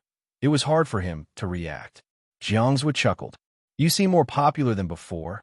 Supreme Alliance is really popular. How does it feel to be liked by so many boys?" "I don't feel anything." Qin and Mo glanced at him, gesturing for him to shut up. "Wait for me downstairs. I have something to discuss with that guy." Jiangzhua arched a brow, smiling. "You need someone to guard the door. I'll guard the door for you and help you clear the area. Up to you." Qin and Mo went up to the 3rd floor and saw a group of half-naked high school students. They were holding a wash basin, baggy pants, and a double trolley board. They were probably washing their clothes in the study room. Qin and Mo frowned at their attire, because one of them was running around in his underwear. Qin Mo's gaze turned colder at the thought of a certain someone living in such an environment. However, whether that guy really lived here or if it was just a disguise was yet to be verified. Along the way, they stepped on the rubbish on the ground. The smell spreading was definitely not pleasant. Jiang's faint smile finally broke. He reached out to press his nose and mouth. As for the boys on both sides of the corridor, when they saw the two of them, they seemed to be petrified and just stood there in a daze. There was only one thought in their minds. F***CK. Why did Almighty Qin come to such a state? The one in his underwear was afraid of hurting Almighty Qin's eyes, so he hid behind the wall, covering his lower body with both hands, wishing that he was transparent. Humans were like this. If a bunch of guys were shirtless and didn't wear pants, no one would think much of it. But suddenly an extremely clean person came in, and that person was the idol of their male god, so their faces were a little hot. Four-Eyed, who was standing at the door with his lunchbox in hand, was also blushing. Who could explain to him what was going on? Why did Almighty Qin stop in front of their dormitory, stuffing one hand into his pocket and arching a brow at him. Even though he didn't want to admit it, as a man, their heights weren't just a little different. Knock on the door. Qin Mo's voice had always been calm, but it always had a natural aura that made people who heard it want to execute it uncontrollably. Four-Eyed turned and knocked on the door silently. Honestly, no one in the dormitory could hear him knocking on the door. Four-Eyed felt that young Master Qin's presence made it harder for him to enter the room. Usually, he would just kick the door open. That was the correct way to enter the dormitory. He was so refined, but he really didn't. Jiangzhu could ease the atmosphere. Isn't it night self-study session? There are many people back. It hasn't been very strict recently. Boys, after all. Four-Eyed chuckled, his eyes drifting over to Almighty Qin's cold and indifferent side profile. Someone should have opened the door. It was fine if he skipped class, but didn't he know how to come out and get his food? Since Qin Mo and Jiangzhu were standing there at the same time, room 419 became the focus of attention in the corridor. They had a premonition that the dormitory was going to be popular. First, the school hunk moved in, and now young Master Qin. In the past, they wouldn't have imagined this. The four-eyed man didn't feel much pressure. Under the piercing glare, he took a deep breath and knocked on the wooden door 3 times. F***CK, who is it? I'm still playing games. It should be Four-Eyed. Our food is definitely here. Hey, that's good. The man opened the door as he spoke. You really are Four-Eyed. Come, let me see what you bought. What 2 words? The man couldn't finish his sentence. What was with Almighty Qin and young Master Jiang beside him? All of a sudden, the man was reminded of his new boss's words. He turned his head and opened his mouth. He wanted to ask his new boss to come out of the bathroom, but unexpectedly, the youngster was already sitting in front of the wooden table. His hair seemed to have just been washed as it was still dripping water. His back was facing him, his head lowered as he fiddled with a bowl of instant noodles, seemingly waiting for it to be cooked. When did the new boss come out? Wasn't he a little too fast when he opened the door? Qin Mo glanced up at the man who was petrified in front of him. He reached out to push him away and walked in. The man who was coming down from the top bunk almost tripped and fell when he saw this scene. When a man at the door snapped back to his senses, he called out anxiously, "Boss." When she had heard the knocking, Bojo had already guessed that it was the Almighty. She arched a brow and turned back with the plastic fork that came with the bowl of noodles. The Almighty was standing at the messy entrance of the dormitory. He was dressed in a trench coat, his long legs tall and straight. His elegance and cleanliness were a stark contrast to the surroundings. No matter what, she felt a little guilty.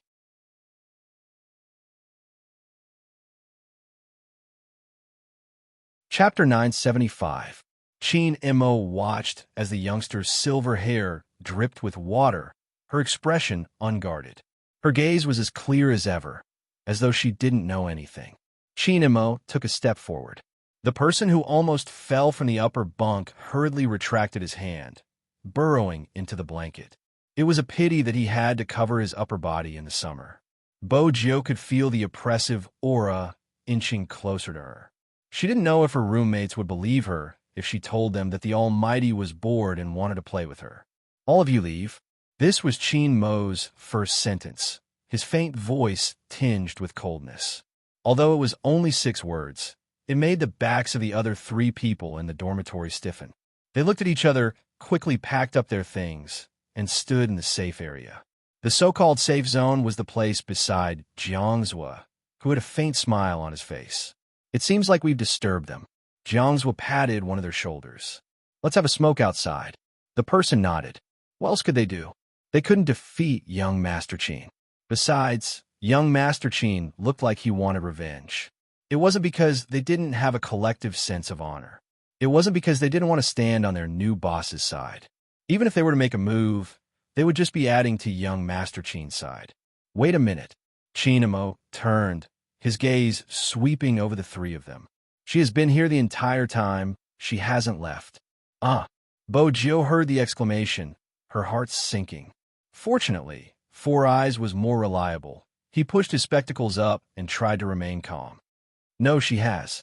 Boss even showed his face in class and bought a bowl of instant noodles.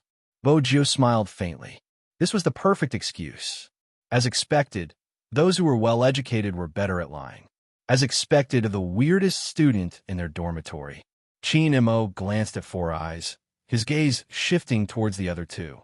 That fleeting gaze made him chuckle coldly. Is that so? Yes, almighty Chin. You don't know how hard it is to persevere at night. The Thornhead finally regained his sense of existence. But it was obvious that based on Bo Jio's understanding of the Almighty, he didn't believe her. She hadn't left. Fortunately, she wasn't tricked by her teammate. Done. Jiang's were reached out and pulled the door handle over. He said meaningfully, "You two a good chat. It doesn't matter how long it takes. Just keep the commotion down. I'll be guarding the door." Bo Jio watched Jiang's was smile, which made him look like a pimp. After closing the door, the other three finally heaved a sigh of relief. When young Master Chin caught them and asked them questions, their hearts were in their throats. But Boss was amazing. How'd he know what young Master Chin would ask them?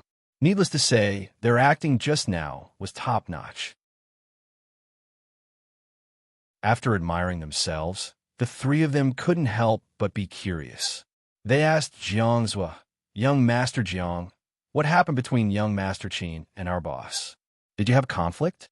Jiangzhua leaned against the door, his head tilted as he lit a cigarette. He held it between his fingers and smiled. "How can it be a conflict? They are discussing matters regarding tomorrow's competition, so we can't disturb them. Understand? As for how to negotiate, that would depend on Chin Mo. Honestly, Jiangzhua rarely saw Chin Mo like today. It was rare to see him exuding such a cold aura from the inside out. Hopefully, everything was fine." Jiangzhua flicked the cigarette ash in his hand, glancing at the messy tunnel. He felt that it was better to remind Chin Mo to hurry up. If he stayed in such an environment, he would smell. But Chin Mo wasn't going to check his messages. He allowed his phone to vibrate as he stuffed a hand into his pocket. He stood in front of Bo Jio, looking down at her with an indifferent gaze. He didn't say a word, his gaze sending goosebumps down Bo Jio's back. Bo Jio's lashes fluttered. Chin Mo reached out, touching the bowl of noodles on the table. It was warm, proving that there was indeed water inside. Bo Jio glanced up, watching the fair hand in front of her, each nail trimmed neatly. But that didn't mean he was harmless. His actions proved that the Almighty was suspicious of her. "For 19, did you move in because of the dorm name?" Chin Mo asked coldly. Bo Jio stilled. "I didn't notice the dorm number. Is that so?" Chin Mo watched the youngster's face. Bo Jio revealed her tiger teeth, smiling faintly. "I'm a righteous person. I wouldn't think in that direction, including seeing so many naked men walking around." Chin Mo's gaze darkened. Bo Jio felt that she had to save herself at this moment. She caressed her nose. "After seeing you, these people are like a pile of bones. I'm not interested." Chin Mo paused. "Be more serious." "I am." Bo Jio laughed. "Brother Mo, you aren't angry with me, right?" Chin Mo watched her, his gaze deep and unreadable. "I can stop being angry. Sing me a song." Bo Jio smiled. "Sure, what song do you want to hear?" "The Ordinary Road," Chin Mo replied faintly.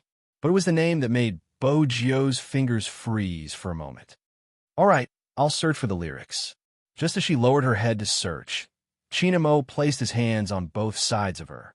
Chin Mo placed his hands on both sides of her and lowered his body. This way, they were very close to each other, so close that their breaths could touch each other's faces. Fortunately, Jiangzhua had brought the people from the dormitory out. Otherwise, it would be hard not to think too much if someone saw their posture. Bo Jio's heart tightened. This was undoubtedly the Almighty's interrogation method against her. Chin Mo watched her for a moment, his lips lifting into a devilish smile. "Jio, do you know that a person's heart beats faster when they are lying?" Bo Jio lifted her head, her face serious.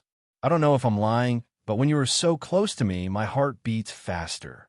Do I have to touch your chest and ask questions?" Chin Mo smiled, looking warm, but Bo Jio knew it wasn't warm at all because there wasn't a hint of a smile in his eyes. The Almighty's gaze moved from her face to the ends of her hair. His left hand reached out, reaching under the hem of her top. He lifted it up and held onto her softness. Bojo trembled.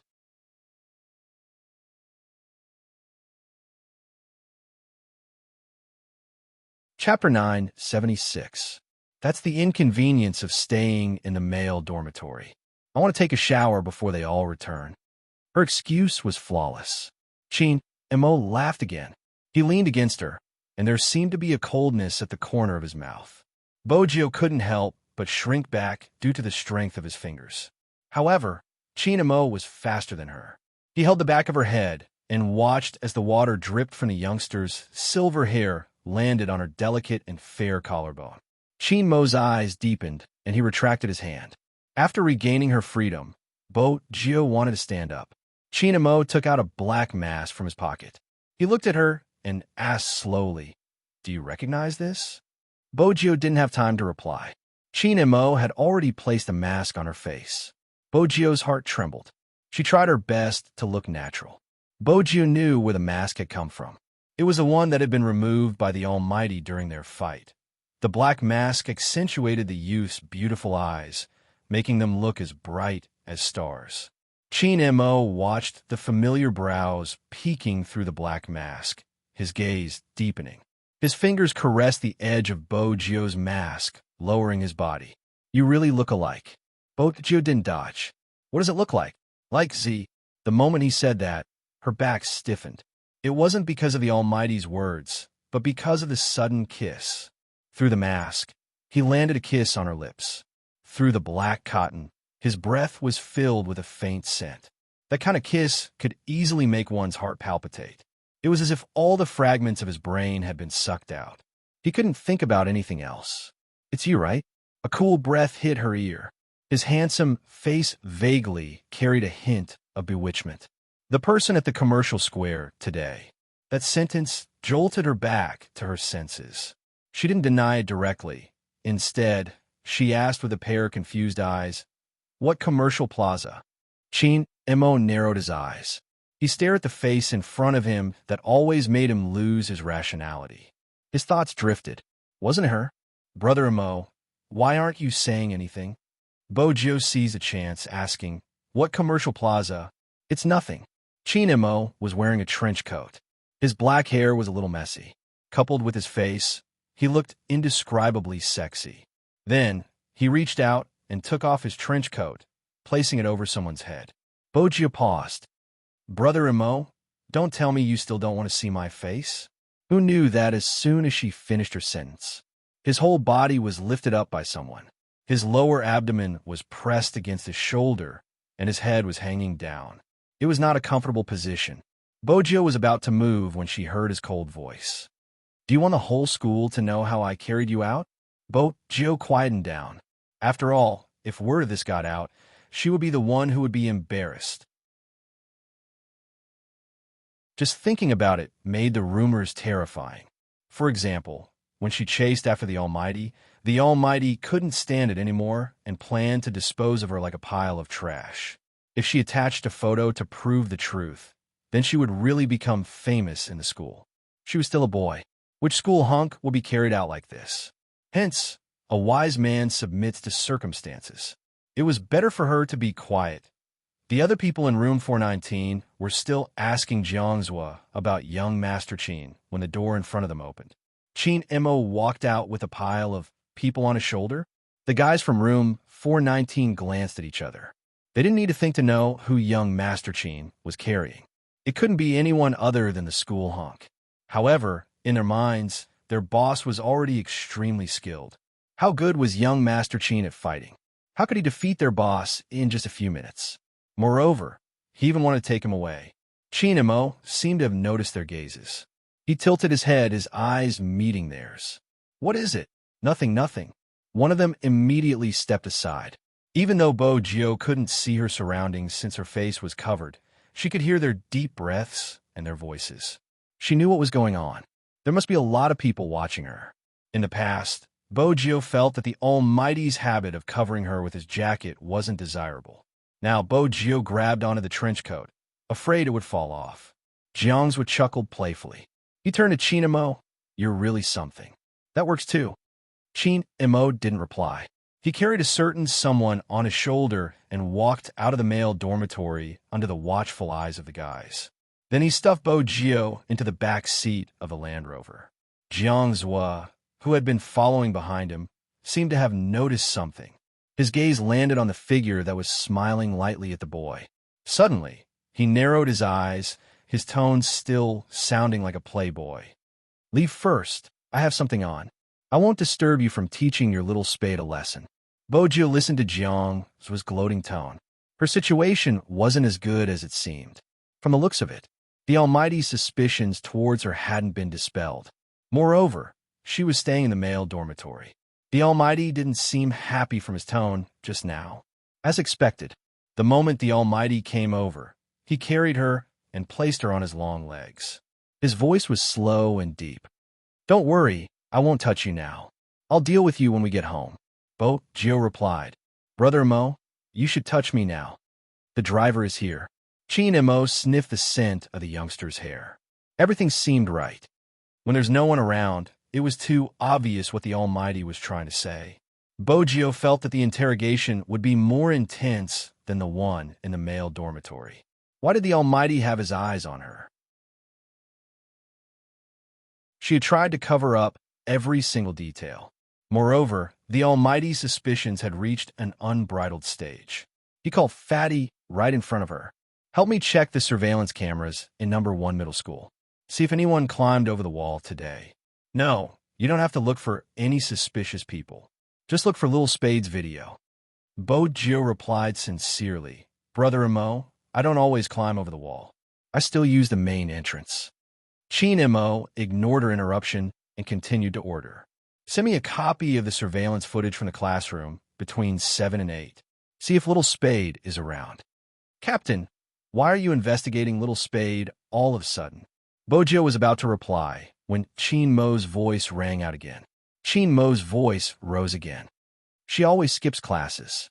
She's so disobedient," Fatty replied before hanging up.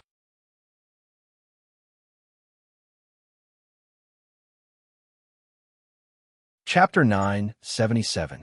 The night deepened a notch. The students of number 1 middle school had just finished their night revision. The entire school was brightly lit, especially the supper windows and small shops. There were many people queuing up. As the weather got warmer, there were more people buying ice water and Coke. Compared to when they first entered number 1 middle school, all the students were freed. The long forest was filled with people walking, and there were also some girls discussing topics and where to shop on Sunday. Shui Yaoyao had wanted to use this time to play a few games at the internet cafe. Practicing her hand speed had become a habit of hers. She hadn't expected to be stopped by a boy she usually chatted with. The boy was from the next class. He stood tall and handsome in front of Shui Yaoyao, holding a basketball in his hand. He was the type of handsome boy with a good personality. When he smiled, his canine teeth would be revealed, adding to his good looks. This type of boy was well-liked in school. Hence, Shui Yaoyao hadn't expected him to stop her. Behind him were 2 of his best friends. "We have a game later. Do you want to watch?" the boy asked. Shui Yaoyao was still holding her book, smiling as she rejected him. The boy smiled. "Forget it. I'll change the question. Do you want to be my girlfriend?" Shui Yaoyao paused, lifting her head, about to reject him. Suddenly, a voice with a hint of a smile came from behind her. "Yaoyao, I don't think Annie wants you to date in high school. Puppy love is forbidden in number 1 middle school." Shui Yaoyao's back froze. Even without turning back, she knew who the person was. The boy who confessed to her looked at Jiangzhua, who was holding a cigarette in one hand and had an outstanding aura. His eyes widened. "Young Master Jiang." Jiangzhua walked over, a cigarette in one hand, the other naturally placed on Shui Yaoyao's shoulder. He whispered into her ear, "Why don't you tell your classmates that you can't date for the next 3 years?" "MH?" Shui Yaoyao's body stiffened even more. She knew Jiangzhua was reminding her of the time limit of their contract. She couldn't have a boyfriend for the next 3 years. That was the condition they had agreed on from start. The boy didn't know what was going on. He really thought that she was more sensitive in high school and had to wait until after her sophomore year. His eyes dimmed. Shui Yaoyao looked at him. This was the first time someone had confessed to her.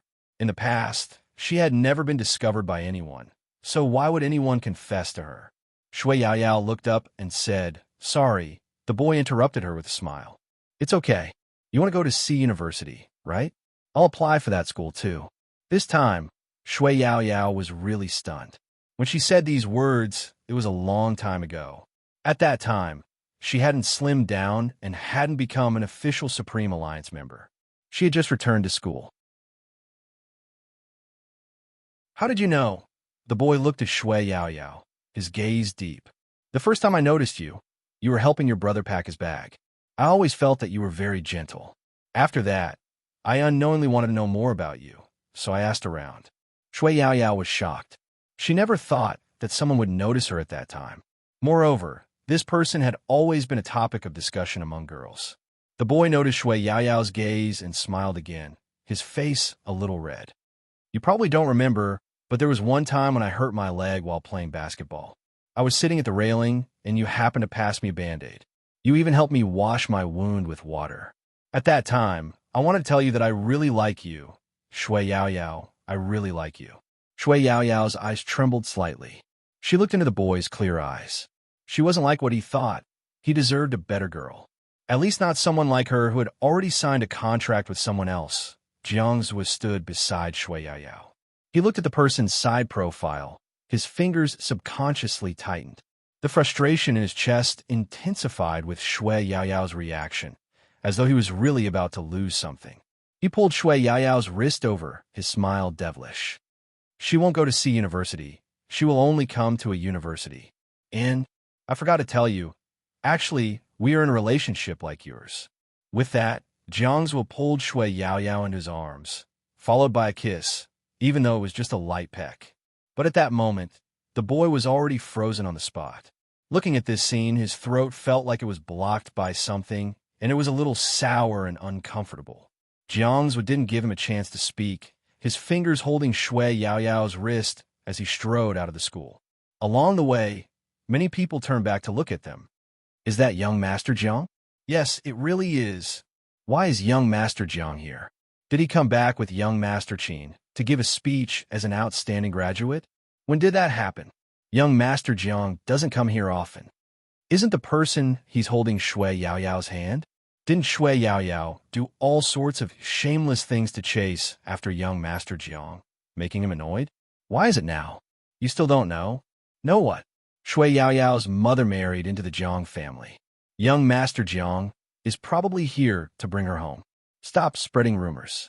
Although Shui Yaoyao really liked young Master Jiang, she never did anything.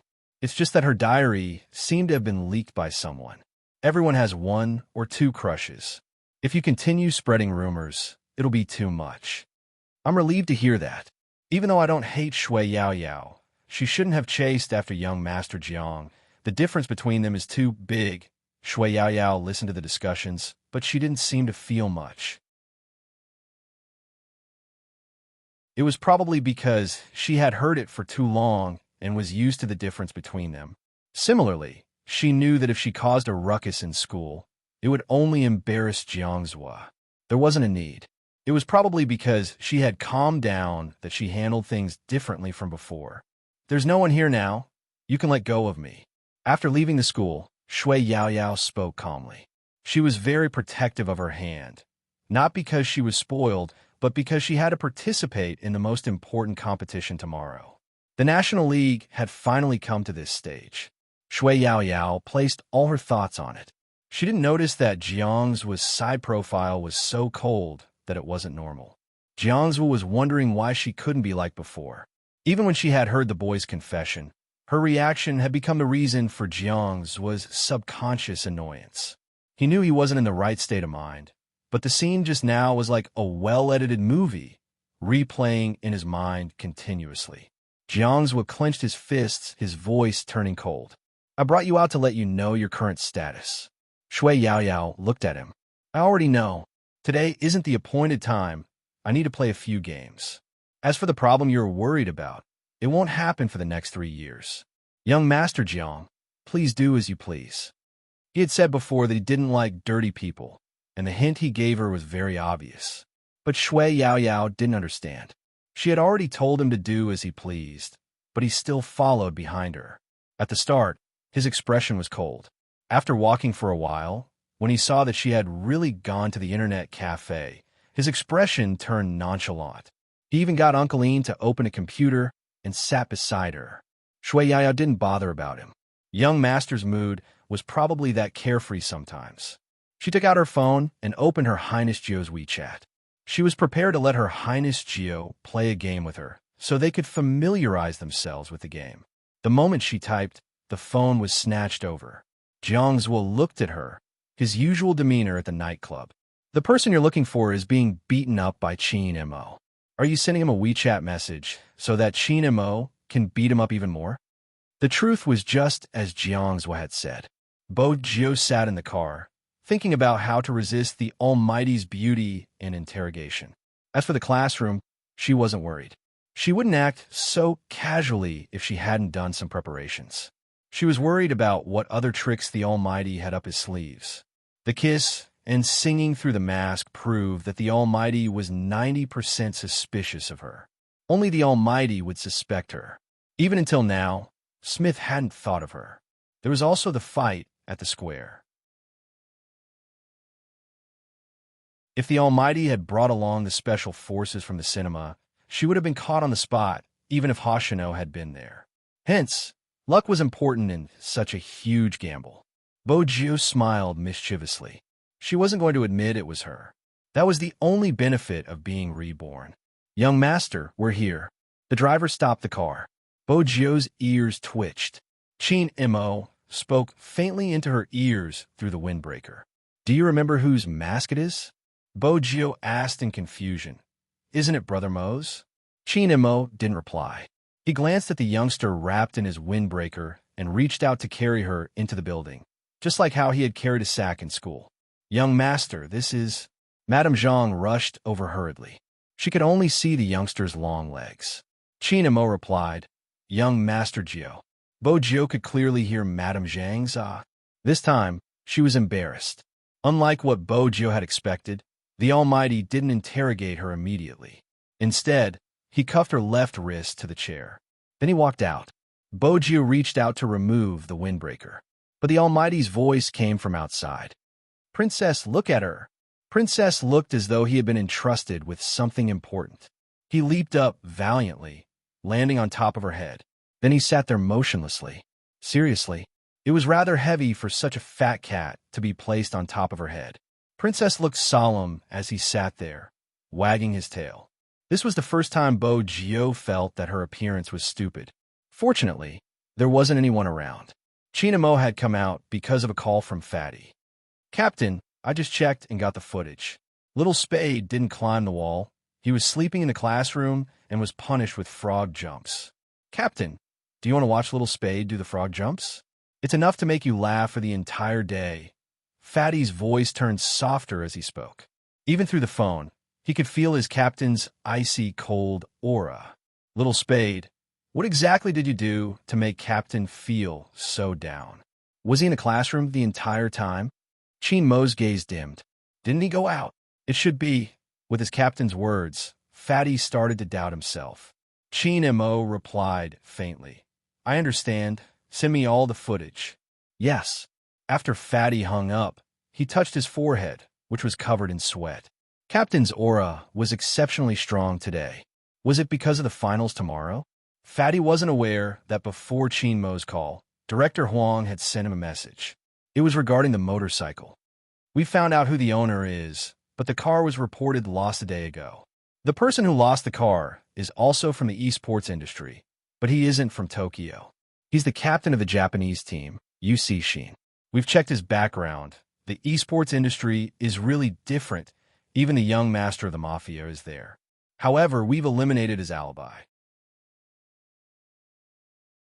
He was in a video conference with a bunch of Dragon Mouse subordinates that day, and the staff can testify that he was looking for his tomahawk. We followed the trail and confirmed that the car wasn't just transferred once. It had been transferred before, which means that he really lost the car. When he saw Yusi Shin's name, Qin Mo's gaze changed. The further he looked, the colder his gaze became. That was because he recalled the two figures that had disappeared in front of his eyes. They had a tacit understanding with each other. Chin Mo lowered his lids and typed. It's true that the car was lost, but who do you think would have the guts to steal a car from the Mafia young master? Or is the Mafia young master just a decoration and the tomahawk can be stolen so easily? Director Huang was confused. Isn't Z always that bold?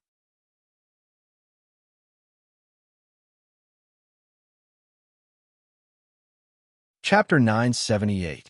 Hoshino saw through Yu Cixin's thoughts and knew it was a good chance to leave some leeway. I'm not sure either.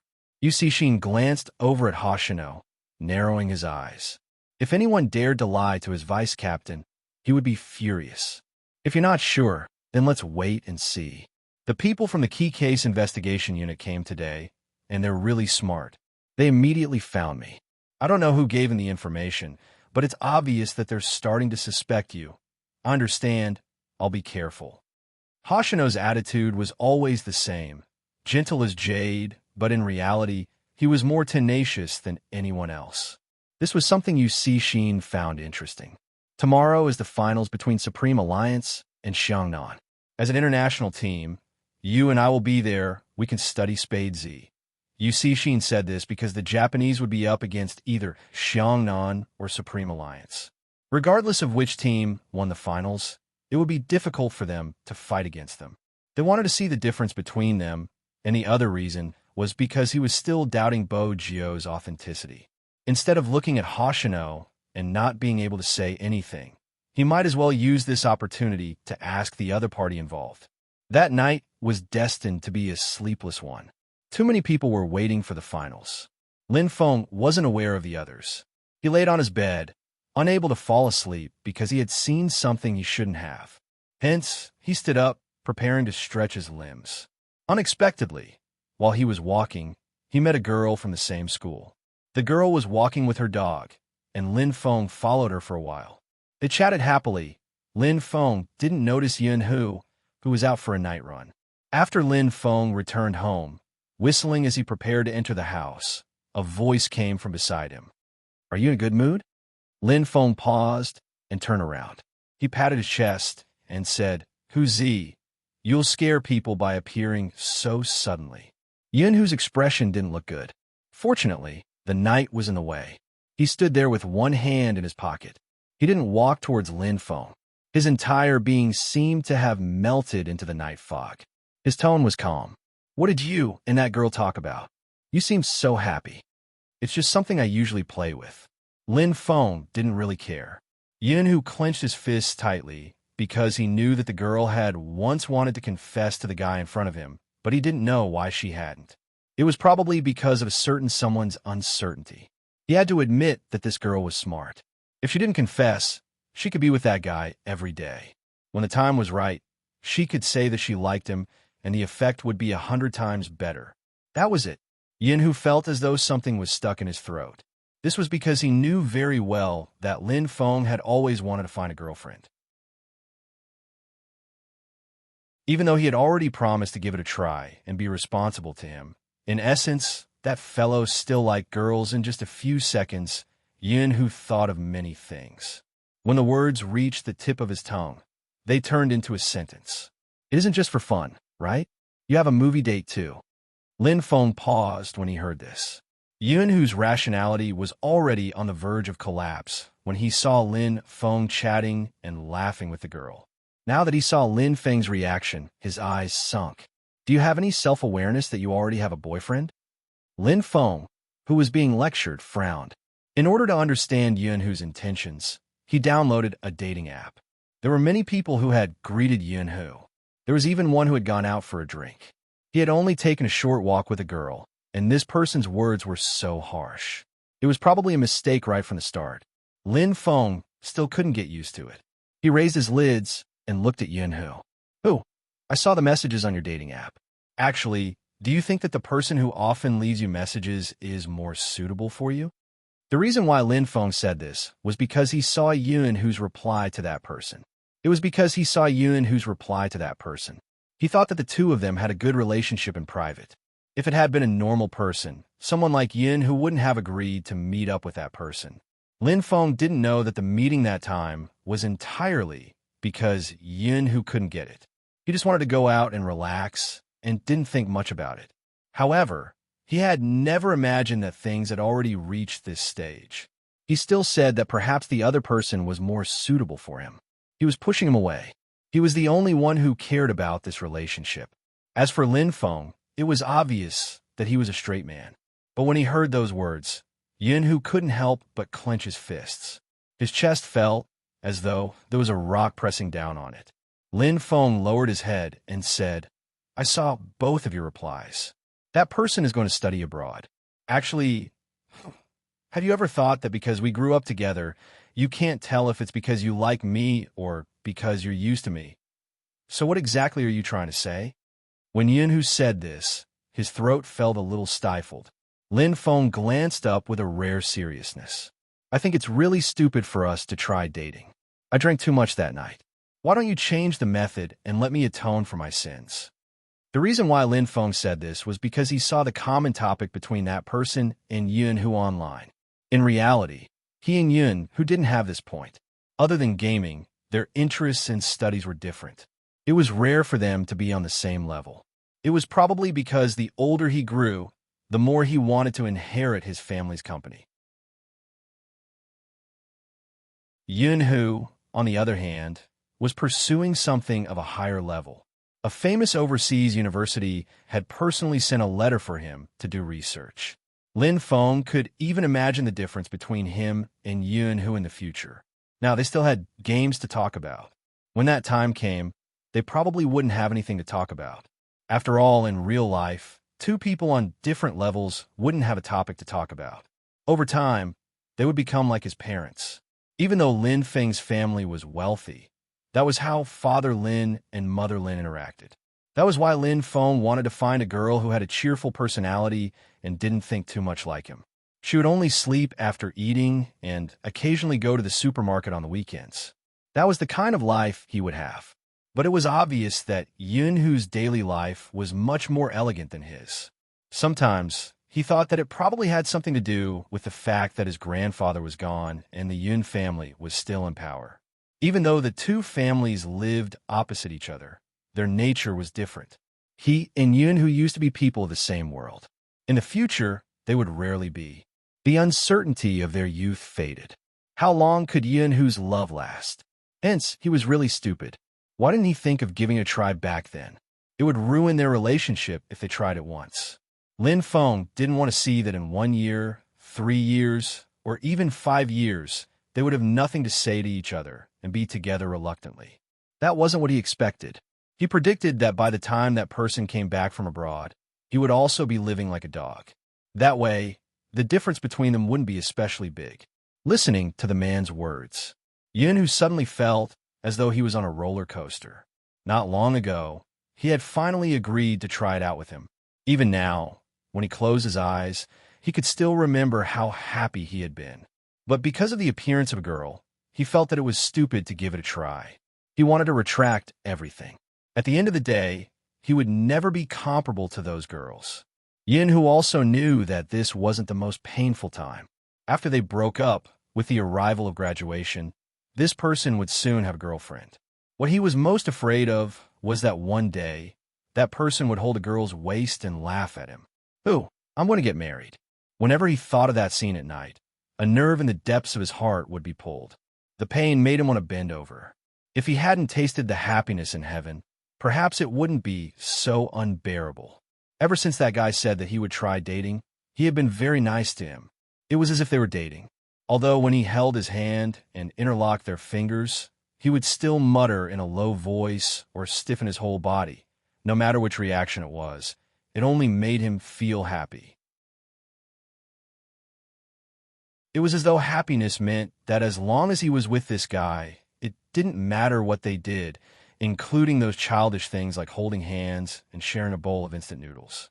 Or when he was tired from practicing his hand speed, that person's head would lean over. Often, he would be the one doing the review. He would lean against him to sleep, just to be able to accompany him. It had been like this since the beginning. But in the future, it would no longer be like this. After the National League, this guy would take over the company and gradually leave the esports industry. Not only would their gaming time be reduced, even the number of times they would meet wouldn't be as frequent as now. Because graduation would mean that they would really be adults, Yin Who understood this guy. Since he mentioned it, it meant that he had decided to do it. He wanted to end their relationship. It was obvious. Yin Who understood. Because of that, even his breath felt cold. Admit it, even if this person temporarily agreed to date you because you tricked him, he will never fall in love with you. Yin Who had to suppress all his emotions to swallow the question of why not try again. Instead, he stretched out his arm and trapped that person against the wall. His gaze was a little low. You want to redeem yourself in another way? Sure, I don't have too many conditions. After the National League, if we win Xiangnan, you'll let me sleep back. With that, Yin Who released his hand that was pressing on that person's wrist. He took one last deep look at Lin Feng before walking out of the room. Lin Feng was left leaning against the wall, his entire expression petrified. Sleep, sleep, sleep back? Did Yin Who want F***CK him? Lin Feng's first reaction was anger. After his anger subsided, he thought carefully about why Yin Who would suggest such a method. He had seen other people's replies. In their industry, people like Yin Who were rare and would never bow down to others. He had taken advantage of Yin Who, and now he wanted Yin Who to take revenge. There wasn't anything wrong with this logic. If that would make Yin Who feel better, Lin Feng took a deep breath. If it wasn't half an hour, it was at least an hour. He smoked nonstop, extinguishing one cigarette after another. In the end, he straightened his body and took out his phone. He sent a message to the familiar profile picture. Sure, let's sleep back and we'll be even. The unique sound effect of WeChat rang out. Yin Who was sitting in front of the computer, suddenly didn't know where to touch. When he saw the message, his gaze stiffened. He glanced at the window opposite him, swallowing the bitterness in his throat. The last thing he wanted to do was to be even with someone. Being even meant that both parties were even and they didn't owe each other anything. Perhaps ending this relationship didn't mean anything to him. Yin Who chuckled. When he placed his phone down, even his black hair hung down. He didn't turn on the lights, just sitting in front of the computer. After a long while, he made a call with a hoarse voice. I have the answer to the question your school asked me previously. After the competition, I'll head over. Oh, that's great. The person on the other side spoke in pure English. We'll look forward to your joining, Yin. Yin Who couldn't hear what the person behind him was saying. He reported his passport number numbly and filled in some information before sending it to the designated email. After he was done, it was almost 11 p.m. After the competition, they would really be worlds apart. Hence, he didn't want to have any regrets for this competition. He also didn't want to see that person smoking in the toilet with reddened eyes after losing the competition and blaming himself. That person, when he was working hard and playing games seriously, was more adorable than ever. The night sky darkened. Under normal circumstances, the internet cafe would be open for supper. Usually, at this time, the boss loved to stand in the middle with the air conditioner and order takeaway. However, at this moment, he closed the shop early and was making the final settlement. Before the customer left, he smiled. Tomorrow is the finals, right? Did you meet Xiangnan? Finally, you have to work hard, uncle. This was the fifth customer who said that. The customer wasn't a fan of Yin Wu Yao. He held a cigarette in his mouth, changing his hand. I will. In the distance, there was a tall building that pierced through the clouds. The Feng family was on the top floor. Feng, he sat on the sofa, finalizing the next day's schedule and the order of the fans' entrance. After hanging up, he tugged at his tie and saw his brother checking the things he needed to bring. The team uniform, the standard earpiece, and the wrist guard.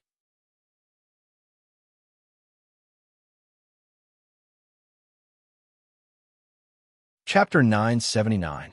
Feng, he glanced over at his brother, breaking into a smile. Every elder brother would have a sense of accomplishment when they saw their younger brother. Ah, this kid is finally grown up. After Feng Shang was done checking, he gave Coco a call. The kid had good intentions. He knew that Coco had been under a lot of pressure recently and wanted to console him. But before he could speak, the person on the other end said, "You don't want me to care about what others think of me, right?" "I know." And Feng Shang wanted to say something, but was interrupted by Coco again. Coco interrupted him again. And the maneuvering, right? Don't worry, I'm already very good at it. Brother's skills are amazing, and I have millions of fans. Tomorrow, I'll definitely lead the way. Feng Shang spoke again. No, it's not. Not what? The risk guard, right? I brought everything, don't worry. Feng Shang wanted to say something, but he was blocked. His face was red from holding back. It wasn't easy for a child to say something like that. Who wants to talk to you about that? I just want you to relax, and remember to bring a rabbit. Coco paused, muttering, You aren't stuttering anymore. Feng Shang paused as well. Coco coughed heavily. I know, I was nervous just now, that's why I said so much.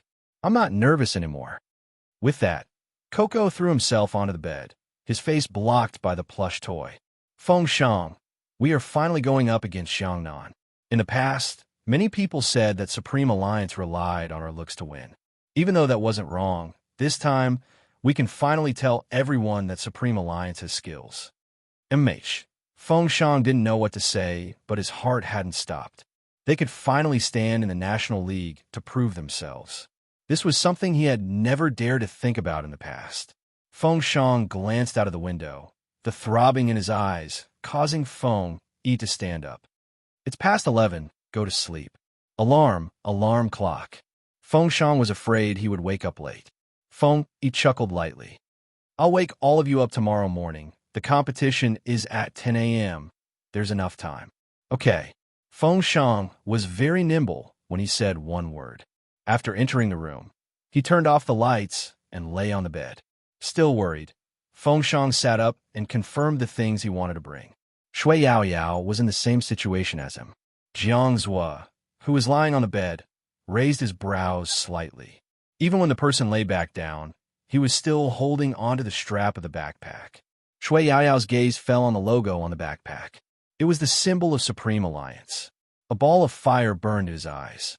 Shui Yaoyao pressed her hand on her heart, telling herself to have a good night's sleep so that she would be in a better condition for tomorrow's match. The dart hit an esports poster on the wall. That was the worst year Supreme Alliance had ever lost. Lin Feng still remembered that year. He really cried like a little bastard. It was not because of anything else, but because of the way the man lowered his head. In fact, if one thought about it carefully, when had that guy ever been so miserable? If only his mechanics had been a little better, a little smarter, a little more thoughtful. Perhaps he could hold on until the captain returned.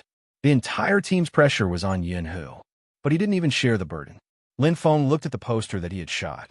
Then he jumped back and threw himself onto the bed. In real life, the gap between him and Yun, who was huge. In the game, he didn't want to be left behind too much. This was probably the last time they fought side by side. He didn't want to have any regrets. He wanted to win back all the glory from that year. He didn't want to be a burden to that person anymore. That was probably Lin Feng's only feeling at this moment. Qin family. Qin Mo glanced at the youngster in his arms. He got up and prepared the things for the youngster. He opened his laptop and logged into his game account. Just for a moment, the world seemed to be boiling. There was a constant stream of messages. What's going on?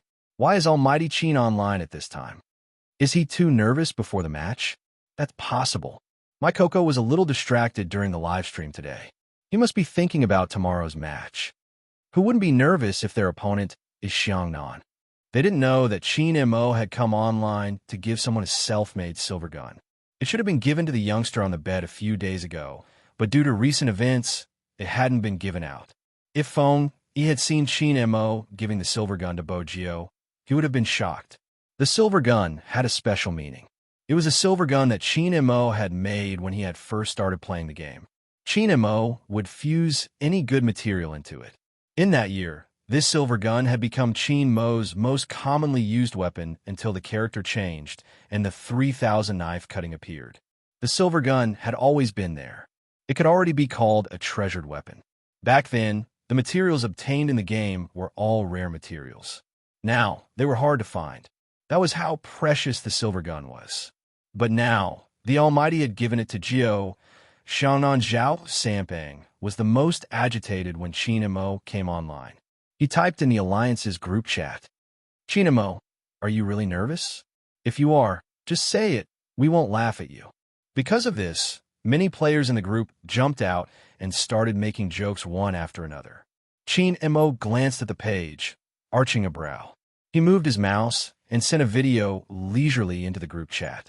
The video wasn't anything else. It was the secret hidden in the electronic igniter that Bo Gio had given him. Zhao Sampang was still sitting there with his legs crossed, typing furiously, shouting that he wanted to challenge Chin Mo to a duel. The others in the group shared the same sentiments. They wanted to use this rare opportunity to tease Chin Mo unexpectedly. Chin Mo sent a video over. Zhao Sampang assumed it was a useful video. When he first opened it, he was watching it seriously. Towards the end, the corners of his mouth twitched. What the hell is this thing? Chin Mo and Little Spade's lovey-dovey clip? It wasn't just Zhao Sampang. The others who opened the video, including the other teams, were forced to recommend the Mo and Gio couple, who said Chin Mo was nervous. If he came out, they wouldn't beat him to death. He wasn't nervous. He was even more shameless than usual. At this moment, Chin Mo typed a line of words. I'm looking at the present Spade gave me. Single people like you probably wouldn't understand. Everyone knew that Zhao Sanpang's greatest pain was not having a partner. Chin Mo's words caused Zhao Sampang to go offline in tears. He turned towards the person beside him. Captain, I would like to request to keep a close eye on Chin Mo tomorrow. There's no need. Almighty Zhao stood up. Supreme Alliance has a fatal weakness. It is now showing. Zhao Sampang was confused. Weakness? Where is it?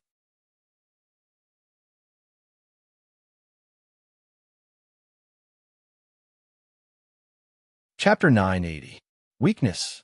Zhao Sanpang's eyes lit up like a howling wolf.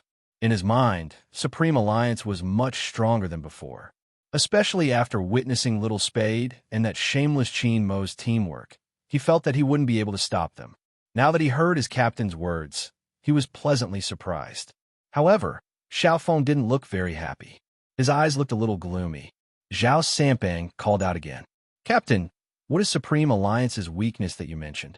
Chin Mo. Zhao Sanpang's expression froze the moment he heard Xiaofeng's name. Chin Mo? That insanely strong fellow? How is that possible? His hand injury hasn't healed. Xiaofeng stood up, his eyes fixed on Zhao Sampang. I'm 100% sure now. Zhao Sampang opened his mouth with difficulty. But the teamwork between him and Lil Spade was clearly incredible. In a 2v2, no one would be able to stop them. Even if Chin Mo's hand wasn't healed, Spade Z's speed would be able to make up for his weakness. Xiaofeng pointed at the map on the screen. Even though this is a siege game, the location isn't fixed. In the past, no one dared to enter Supreme Alliance's jungle, because if they weren't careful, they would be killed. But now it's different. Supreme Alliance wants to defeat us, so they have to drag the competition to the team battle. It's all about teamwork and coordination in the middle and jungle. Supreme Alliance's sorcerer is a newbie. Even though he's skilled, his awareness isn't enough to keep up with Chin Mo's pace. Spade Z won't always be by Chin Mo's side. A wandering hero would be useless if he's restrained. After listening to his captain's analysis, Zhao Sampang forgot what he wanted to say. He was well aware of his captain's ability. It wasn't just him. Almost everyone knew that their captain had an exceptional ability to make judgments. This was also why people often compared Chin Mo to their captain, because they were truly evenly matched opponents. The computer screen was still emitting a faint blue light. At this moment, a person walked in. She was wearing a team uniform and high heels. She was very beautiful. She had a slender waist, long legs, and a good figure. She was a domineering lady in the esports industry. This was the nickname that the fans had given goddess Luoluo. She crossed her arms in front of her chest. As she had been playing for too long, her voice was a little hoarse. That person probably never thought that there would be a day when he would need someone to protect him. Xiaofeng didn't say anything. Beauty Luo smiled and placed her hand on his shoulder. Captain, you don't feel good seeing your CP in such dire straits, do you? Xiaofeng glanced at her, his expression indifferent. There's no such thing as being down and out in the esports arena. You can only give it your all. You're handsome, so whatever you say is right. At this point, Beauty Luo glanced at Fatty. Brother Fatty, you're affecting my pursuit of my idol. Xiao Sampang thought. Damn it, I've been attacked by 2 public displays of affection in one night. These people are inhumane. I thought your idol was Spade Z. Xiao Feng glanced at his subordinate. Beauty Luo smiled. I like him too. Playing esports allows you to gather countless male idols. In the past, I liked Qin Imo the most. His abstinence. No wonder he was pushed down by Spade Z. He was already at the door, but when he heard this, he turned abruptly. What did you say? Qin Imo is the one at the bottom? F***CK. Little Spade is good. He's manly. That's why you can't look down on my brother's Spade. Beauty Luo reminded him. Zhao Sampang arched a brow. Don't worry, someone is restraining him. Beauty Luo chuckled lightly. That's good. We can finally compete with Supreme Alliance openly. Qin Imo once attacked the 3 of us alone. Isn't it time to get back at him? Women are the most vicious, Zhao Sampang commented objectively. But I like it. Regardless of the situation, giving one's all in the competition was the true respect for one's opponent. However, this did not affect the relationship between friend and foe that was born in this generation. Before Zhao Sampang went to bed, he took out his phone and scrolled through his official Weibo. He wanted to see how his adorable fans were cheering him on. Unexpectedly, the first thing he saw was a post from his good friend. It was a chat history in the Alliance's WeChat group with a video attached. It summed it up in one sentence. I can't be the only one being fed dog food. Qin Mo's video had caused a huge public outcry. There were so many singles in the esports industry. Zhao Sampang would definitely join in and repost it, but he hadn't expected his fans to show their concern. Fatty, don't cry, stand up and masturbate. It must be hard to watch Almighty Qin flaunt his love every day. Don't worry, you won't get the chance. Fatty, I've liked you for 3 years. I just want to ask you, it's been 3 years. Where's your girlfriend or boyfriend? Don't be like that. We love Fatty, so we have to be considerate. Are there any more videos like this? Fatty, watch more. You can find inspiration. Who knows? Maybe one day someone will take a liking to you. Zhao Sampang. F***CK. Take back that 10,000 years limit. Take it back. Unknowingly, the 2 of them were trending again. Honestly, the fans were relieved to see how close their idols were in the esports industry. Because only in such a healthy, competitive environment would they be able to see an exciting competition. At this moment, in the crime squad, Lin Chintao stood outside the door, his eyes fixed on Director Huang.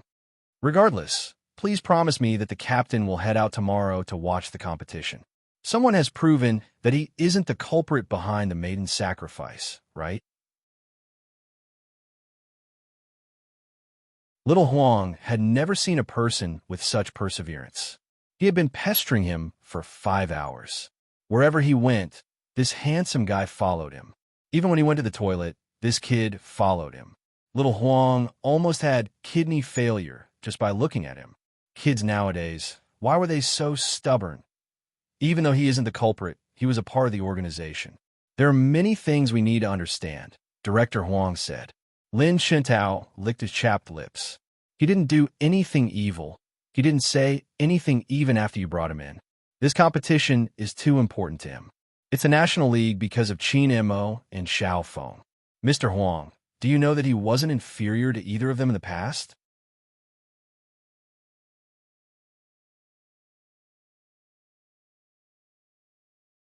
Chapter 981. Director Huang didn't know much about esports, but when he saw Lin Chintao's pleading eyes, he hesitated. Rao Rong couldn't leave the crime squad. He was the only one who knew the murderer's background and rough appearance. Besides, Rao Rong was in danger. The murderer might kill him to silence him. Bringing him out of the crime squad was the best way to explain the situation. Right at this moment, an off-road vehicle that didn't belong to the military stopped quietly beside him. 2 special forces soldiers in camouflage uniforms hopped out. Director Huang was stunned when he saw their faces. Why are you guys in the city? Director Huang, what are you talking about? We are humans too. If we aren't in the city, where are we? Magician walked over. a devilish smile on his face. My boss wants us to bring someone along. Director Huang arched a brow. Who? Rao Rong. Magician chuckled. Director Huang, don't panic. The crime squad is complicated and there is a traitor. It wouldn't be safe to leave an important witness here. Besides, we are humane and he is an esports player. Regardless of the reason, we should let him see what he wants to see. Those are my boss's words. Besides, the crime squad can't afford to lose an important witness, so the handsome will stay in place of Rao Rong. Director Huang wanted to say more. Magician reached out, producing an identification. There were 5 stars on it, the country's special forces. This meant that they had to cooperate with the other party. Director Huang puffed out his big belly. The crime squad isn't a problem, but Rao Rong might not cooperate. He hasn't said a word since he came in. He might not leave with you. Oh, you don't have to worry about that. Magician turned towards Lin Shintao. Boss said that as long as we bring this brother in, Rao Rong will leave with us. Lin Shintao was speechless. He was very curious who the boss was. Director Huang's struggle was futile. He could only lead the way and open a room. There was everything in the room, just that it was a little small. Rao Rong laid on the bed, his back facing them. Director Huang called him twice, but he didn't respond. Lin Shintao's eyes reddened as he looked at the tall figure. Captain.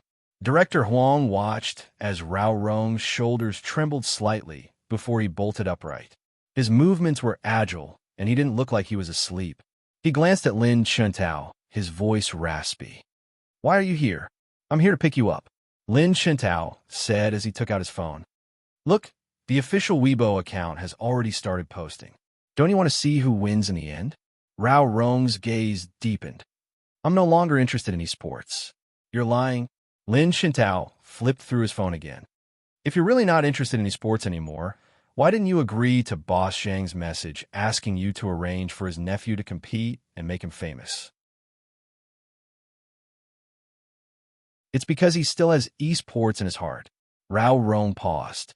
Lin Shintao didn't care whether he was willing or not. He grabbed him and said to the special forces, let's go. Rao Rong was startled. He probably hadn't expected the chatterbox who used to follow him around would become so bold. But he couldn't shake his hand off. To a professional esports player, the hand was the most important. Director Huang watched as Rao Rong furrowed his brows, allowing them to drag him out. His gaze was filled with disbelief. After all, Rao Rong had been here for 2 days and 1 night, which showed that he didn't trust anyone. On the surface, he appeared refined, but just a look at his emotionless eyes showed that he had never tried to accept anyone. It was probably related to his past. Director Huang had seen Rao Rong in his youth. He had been as dazzling as the sun, but now he was like water in a deep pond, separated by a layer of cold fog. Not many people could get close to him. Magician laughed, locking himself up. He turned to Director Huang.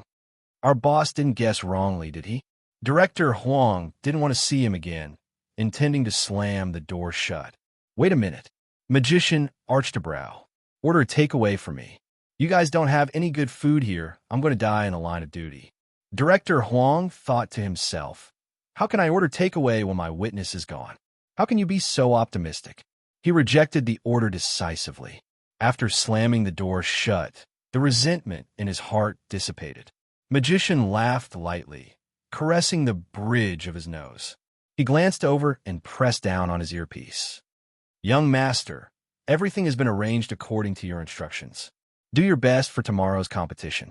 Your voice is too cheap. Qin Mo's voice was calm as he hung up. Magician, how could I be despised by my boss for a mission in the middle of the night? That boy must be beside him. Magician's guess was right on this point. Qin Mo walked to the large bed not far away. He looked at the furry head hidden in the quilt and smirked. Then he bent down and lifted the person's chin. He kissed the face that he loved and hated at the same time. The next day, Feng Yi woke up earlier than anyone else, making phone calls to wake her up. When he called, the youngster opened her eyes, caressing her messy silver hair. She stretched lazily before standing up and placing the phone on her ear.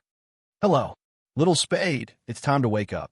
Feng Yi was indeed a qualified manager, putting on his smiling face early in the morning. Bojo yawned, glancing at the Almighty who was still on the bed. She replied devilishly, "He's already awake." The sight of the Almighty lying on the bed made her heart itch to bully him. His thick lashes were the same as when he had been young. "All right." Feng Yi smiled. "Let's meet at the entrance of the club in an hour." "All right." Bojo reached for her trousers. They were wrinkled and couldn't be worn anymore. She couldn't help but feel troubled. Just as she was hesitating if she should take a shower, another phone rang. This time, it was from the Almighty. Bojo hadn't intended to pick up the call for the Almighty, but when she saw that it was Feng Yi, she lifted her lips and answered. "Hello, Feng Yi." His first reaction, was to check if he had pressed the repeat button. No, it was indeed young Master Qin. Bojo admired Feng Yi's pause and was about to laugh.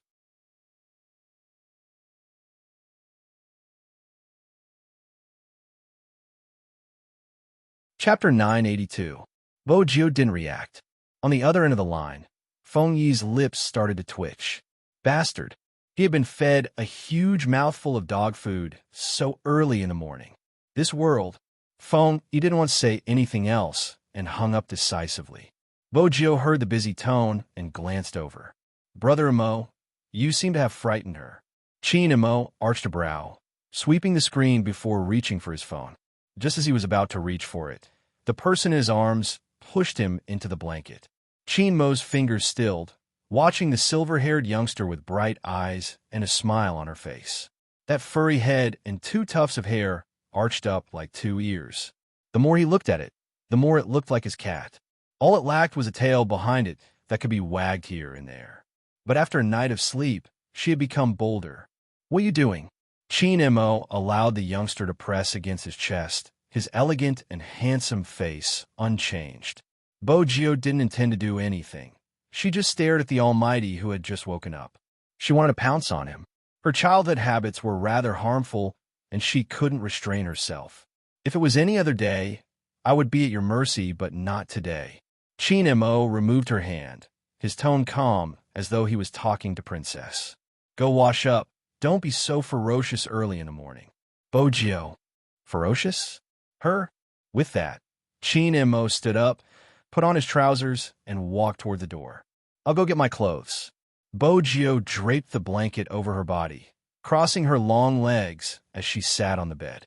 She watched the Almighty's erect upper body, looking as though he wasn't interested in her. She pursed her lips stubbornly. The princess arrogantly strolled back and forth in front of her, as if saying, "You've finally been abandoned by your master."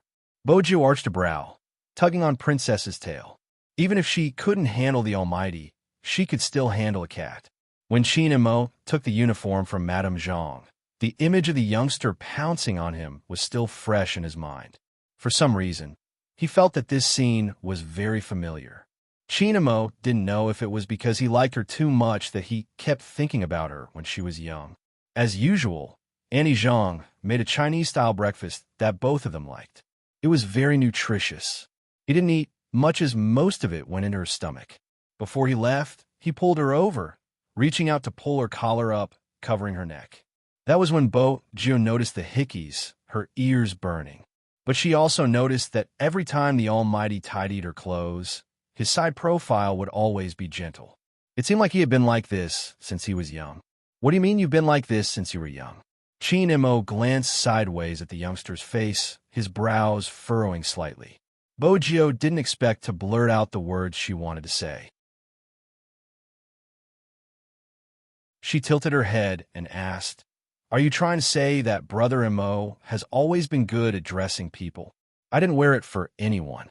Qin Mo retracted his hand and looked at the youngster with it in his pocket. Bojo didn't say anything.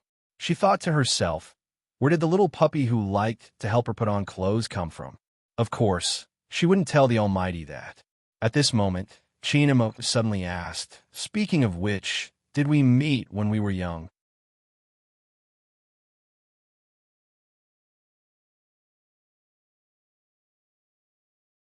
Chapter 983. I didn't just see you, I slept with you. Do you know that? With Bojio's unrestrained personality, she would have said it a long time ago if she hadn't been worried. Bojio was afraid she would say too much at the mention of their childhood. She tilted her head and pretended to tidy her sleeves. Her silver hair fell down, concealing her expression. No, is that so? Chin Mo watched the youngster, a hint of a smile on his face as he brushed her fringe. No, why are you so depressed? It seems like you wish we had met when we were younger. Bojo didn't know how to reply. She wanted him to remember her if he could, but she was also worried that the Almighty would recall something and expose her. What a worrisome world. Ah, why are you getting more depressed? Chin Mo glanced at her, his lips curved upwards as he reached out to caress her furry head. Bojo glanced up, giving him 5 words. Baby, don't speak. Chin Mo. Bow. Bay. Young Master Chin narrowed his eyes. What kind of dress was that? Bojo loved watching the Almighty wake up. Noble, restrained, and alluring. Especially when he was in his uniform, looking like a grown-up puppy. She had to touch the face of something she liked. Since young, she had had this habit. In the past, she would touch it. Today wasn't the same. For some reason, Chin Mo seemed more and more similar to his younger self. After she was done, Bojo turned and continued to tidy her clothes. That set of flirting moves was done very smoothly and smoothly. Chin Mo arched a brow, tilting his head as though he was breaking into a laugh. How exactly did he fall for such a gangster? Bojo didn't know what he was thinking about. After taking advantage of the Almighty, she felt refreshed. It wasn't a long time from the Chin family's house to the club. The moment they boarded the Land Rover, Chin Mo opened his ultra-thin laptop and opened the hero icon on the screen. Then he turned towards the youngster. Log into your game account. Hers? Bojo didn't know what the Almighty was planning, but she took the laptop over. Her fingers moved swiftly and she logged in within a second. But before she could enter the city, a notification popped up. Your friend, Chin Mo, has gifted you a weapon. Weapon? Bojo glanced up at the Almighty. Open it. Chin Mo's voice was calm. She was reminded of the gold and diamonds he had given her when she had first met him. As expected, the world of the rich was so straightforward. The weapon given by the Almighty was definitely not inferior. Bojo smiled faintly and accepted. A white dragon spear appeared in her hands instantly. The entire body of the spear was emitting a silver glow. If it wasn't made of special materials, it wouldn't be possible to have such an effect. Moreover, it didn't look like it was sold in the game store. Could it be self-made? Bojo's eyes lit up. She clicked on the attributes of the spear. It had a blood drinker pierce attack and was very light in the hand. Most importantly, it had a critical hit. Such a spear was simply a weapon specially made for assassins. You will be in charge of today's competition. Chin Mo looked at the youngster, his eyes as deep as the sea. Bojo frowned. She wanted to ask why he wasn't the one leading. Wasn't Xiangnan's captain their archenemy? They even formed a couple. Archenemies formed a couple. If she had the chance, she would have to educate her fans that they shouldn't form a couple so casually. Unfortunately, before she could speak, the Almighty reached out and tapped the time on the laptop screen. His voice was calm. You have 15 minutes to familiarize yourself with the weapon. Head to the training ground. Why would I go to the training ground now? Bojo bit on her lollipop, looking up devilishly. Even if I want to go, I have to go to the arena. The FC King of Zone C wasn't just for show. Bojo hit her team's ID. She started a random 5-on-5 match. The system automatically assigned the players to the team.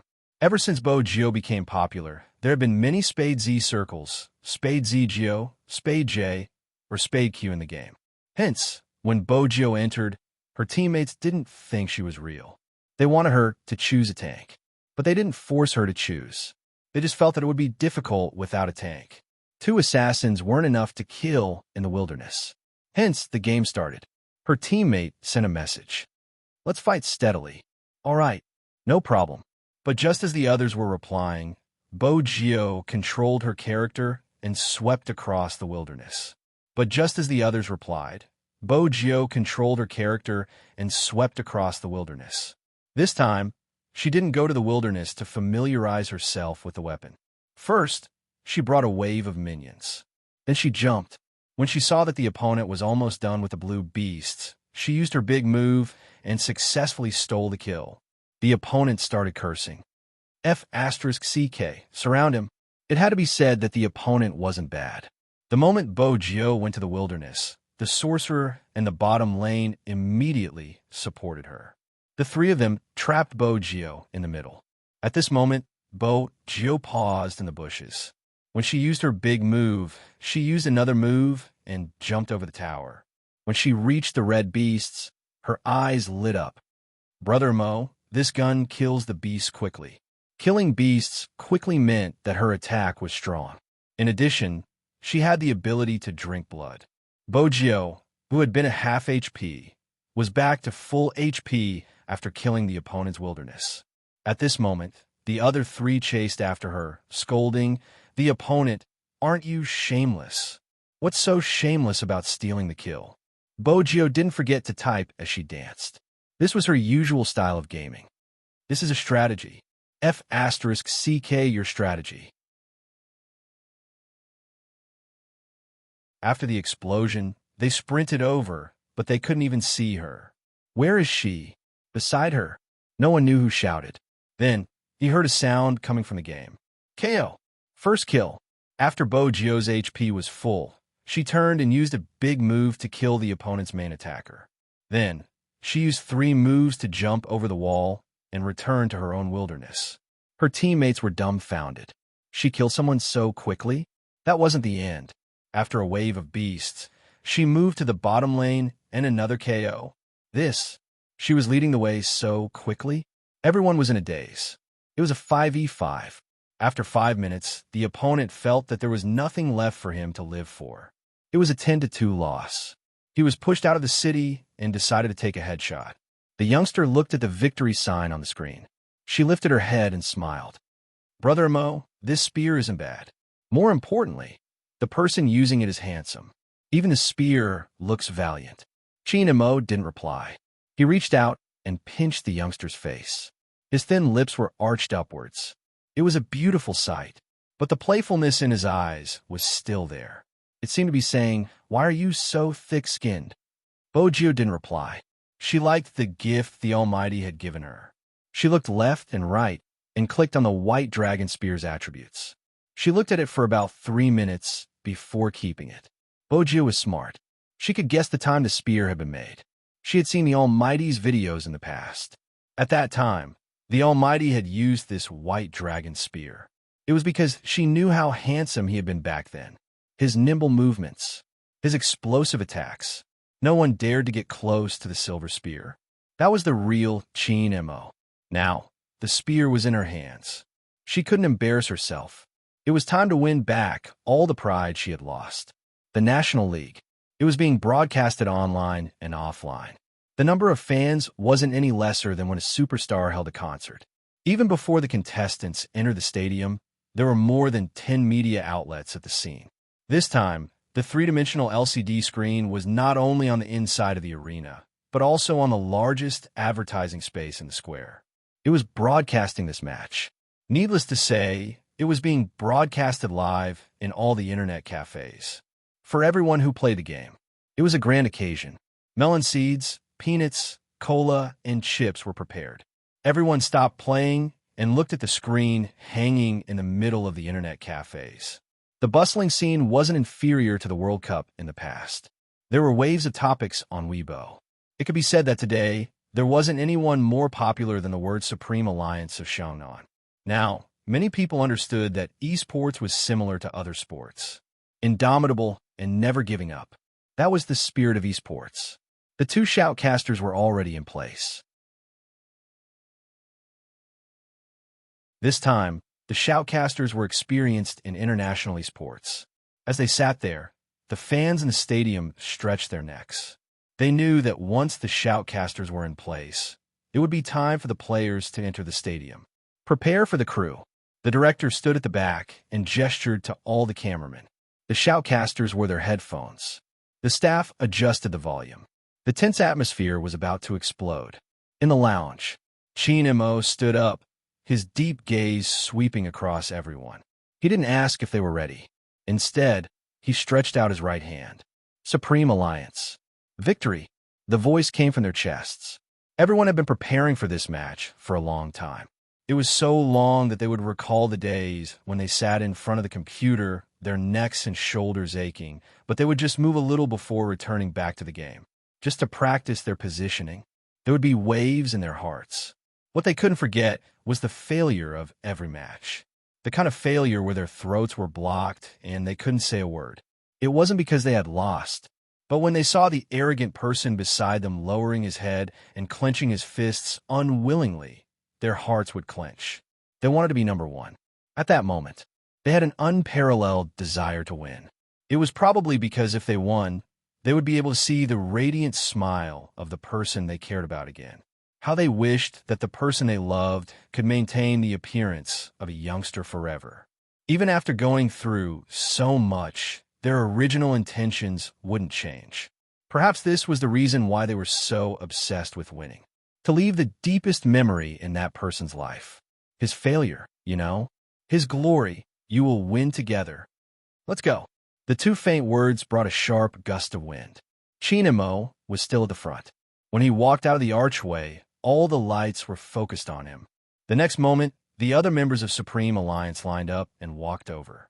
Their black uniforms, uniform badges, and their heaven-defying looks gave them an aura. Bojio was the most outstanding. The fans of Spade were stunned when they saw their idol. They didn't know where the youngster found a black headband. She swept her silver hair back and tied it onto the headband, accentuating her exquisite features. She was as cool as a little prince. The girls lost control, their screams seemingly able to tear the roof apart.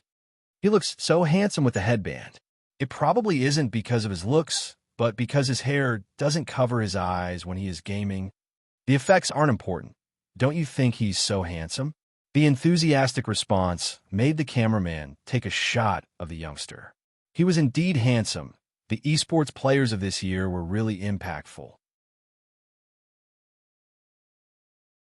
Next, let's welcome the ace team that has been the national champion for 3 consecutive years, Xiangnan. When the host said the 2 words Xiangnan, an even louder cheer came from the audience. The lights gathered, and there were countless spots of light. Xiao Jing walked out from the other archway with his team. Beauty Luo and Zhao Sampang stood on his left and right. Not to mention the fact that any one of them was a top-tier player. Some wore spectacles, some were silent. But it was undeniable. The aura that Xiangnan brought out was always different. It wouldn't be replaced by any other team. Perhaps this was the existence of a champion team. They wouldn't be defeated by their looks. For example, Zhao Sampang. The sight of him carrying his keyboard was enough to make one's blood boil. Xiangnan.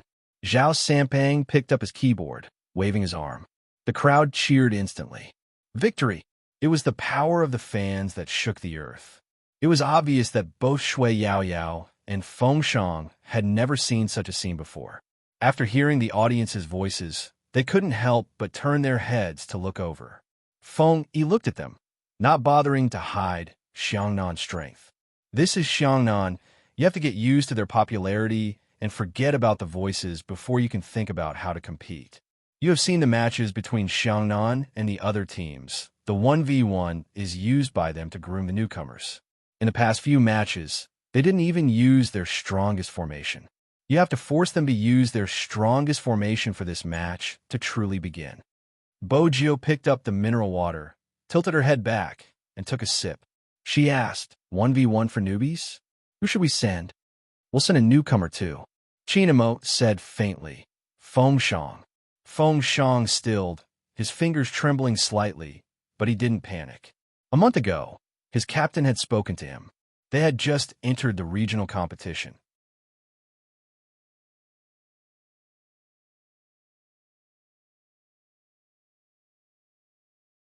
Chapter 984. At that moment, he hadn't dared to believe what he had heard. His eyes widened, and he didn't even stutter. Xiangnan? This is just the first match, if it's Xiangnan. Will we meet? This was what Feng Shang had wanted to say, but before he could finish his sentence, the captain interrupted him calmly. The captain interrupted him calmly. "We will meet." 5 words, spoken so casually but unwaveringly. If it had been anyone else, they would have felt that the regional competition had just started. How confident would they be able to predict that they would meet the national champion team? But the person in front of him wasn't anyone else. It was Qin Mo. He had become an almighty at a young age, killed 3 people alone, and crushed Qin Mo in the middle of the city. "Teach and I'll play." Fengshan knew how crazy he had agreed to something. But it was this crazy thing that gave him an endless drive. He stayed in the internet cafe more often than at home. The uncle watched as he practiced his assassin character, smoking a cigarette. If you want to play a 1v1, you have to familiarize yourself with the wilderness first.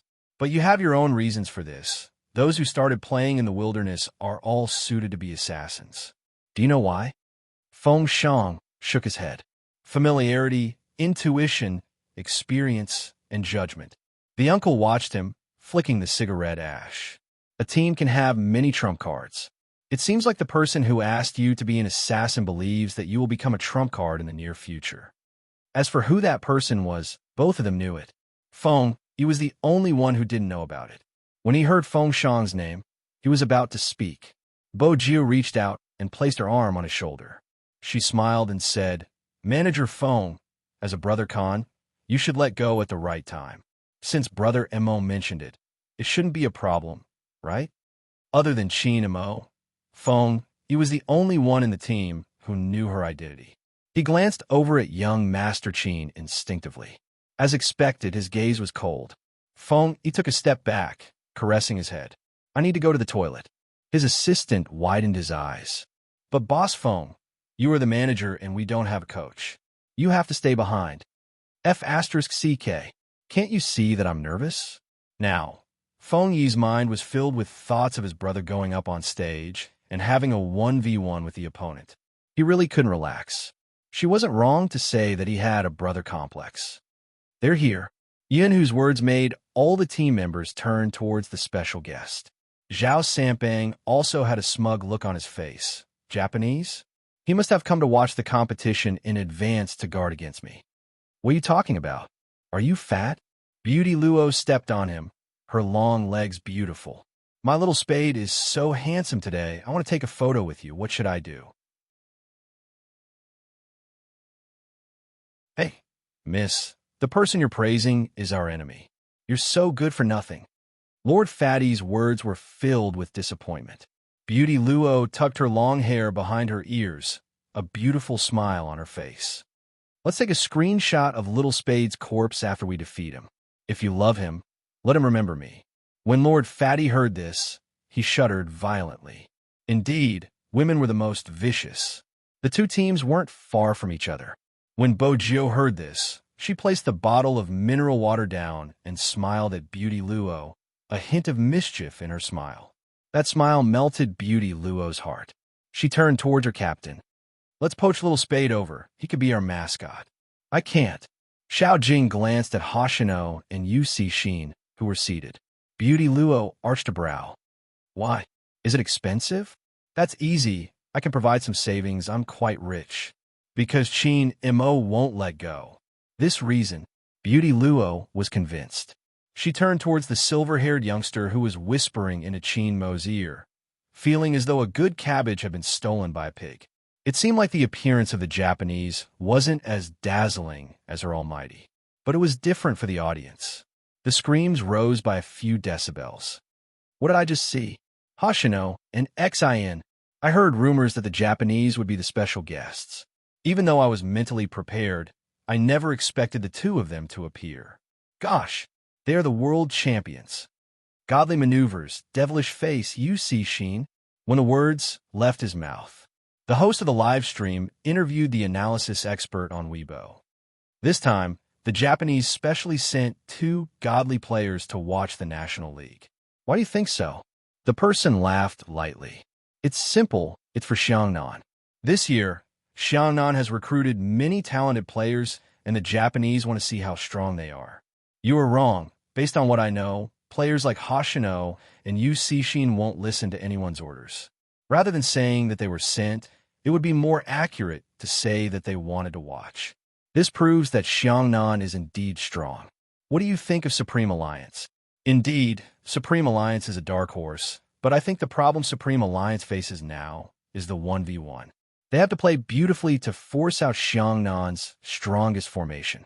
If Xiangnan's strongest formation doesn't appear, it means that the competition hasn't even started. Does that mean the first match is important? Then it should be Spade Z or north of Yin Mountain. After all, these two players are very outstanding in individual battles, especially Spade Z. With the abilities of the newcomer king, he should be able to play the first match beautifully. What do you think? The moment the host finished speaking, a name appeared on the screen belonging to Supreme Alliance. Feng Shang. In that instant, many frowned, glancing over to ask, who is Feng Shang? They couldn't be blamed for not knowing. Only those who frequented Zone C knew Feng Shang. As for the others, they hadn't noticed him.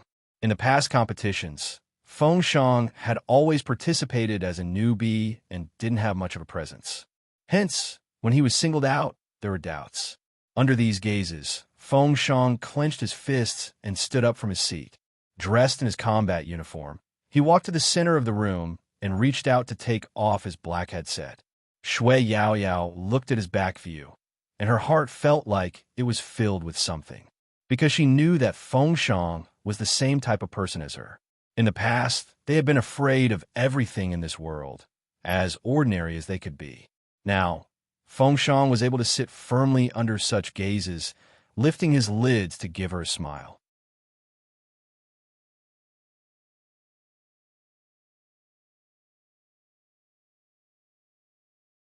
Chapter 985. The player from the Xiangnan team glanced at Feng Shang. From that glance, it was obvious that he didn't view Feng Shang as an important opponent. He had to admit that Supreme Alliance was strong, which was why he had trained for so long just for this match. But he hadn't expected Supreme Alliance to send newcomer. The player's eyes dimmed. He placed his fingers on the keyboard and logged into his ID, following the sound of the game's sound effects. Both of their IDs appeared on all the screens. The finals had finally begun. At the start, the camera was focused on the Xiangnan player's point of view. All right, we can see that both players are assassins. There's nothing wrong with that. In professional battles, most players will use assassins in 1v1s. Let's see which team's rookie is stronger this round. Yes, Supreme Alliance is starting to farm. Xiangnan, the shoutcaster paused. He moved his mouse up and broke into a smile. Are they going to raid? Everyone looked towards the Xiangnan team when they heard the word ambush. Following the movement of their gazes landed on that figure, and they couldn't help but hold their breaths. The contestants wearing headphones couldn't see or hear the sound around them. This was fair for the competition. Shui Yaoyao watched as the figure approached Feng Shang. She clenched her fists anxiously. Compared to Shui Yaoyao, Bojo arched a brow but didn't say a word. It seems like Supreme Alliance's Blue Beast is going to be snatched away. The shoutcaster's tone was filled with regret. This was the National League, after all. This shouldn't be the standard. Feng Shang, on the other hand, was still busy killing monsters. He didn't notice that danger was nearby, either because he was nervous or something else. The opponent didn't hold back. With a wild punishment, he successfully snatched away Supreme Alliance's Blue Beast. Next, he leaped towards the middle lane and wiped out a wave of troops. Feng Shang couldn't keep up with the opponent's rhythm. He had to give up and clear the troops. After all, the main mission of the game was to defend the tower. This scene made the audience very disappointed. Supreme Alliance's assassins are too weak. Those who come from the wilderness probably aren't that daring. They probably didn't expect Xiangnan to rebel. It's so boring. He's still guarding the tower, and Xiangnan has taken down his red monster. If this goes on, it'll be a one-sided massacre. That's for sure. Assassins don't have any wild monsters to kill. So what's the point of playing? Their mana consumption is so fast, but they haven't even killed their own blue monsters yet. There's no point in watching this match anymore. The assistant listened to the commotion and turned to look at Vice President Feng. He had thought that Vice President Feng, who was obsessed with his younger brother, would be angry.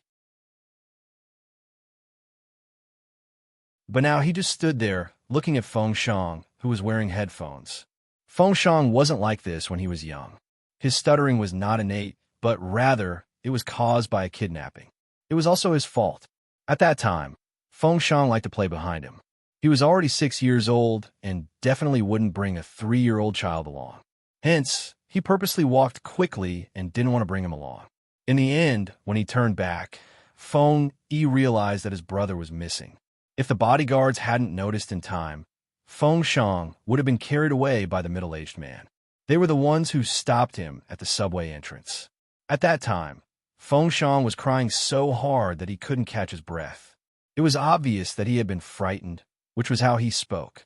Hence, everyone said that Feng Yi was obsessed with his younger brother. Even though Feng Yi was in charge of the Feng family, the final successor was Feng Shang. After Feng Yi came of age, he had voluntarily transferred all his shares to his younger brother. No one knew that year. The middle-aged man had wanted to carry Feng Yi away. He had followed Feng Yi for 3 days straight and was ready to buy a good price. In the end, he had been stopped by little Feng Shang. Only Feng Yi knew.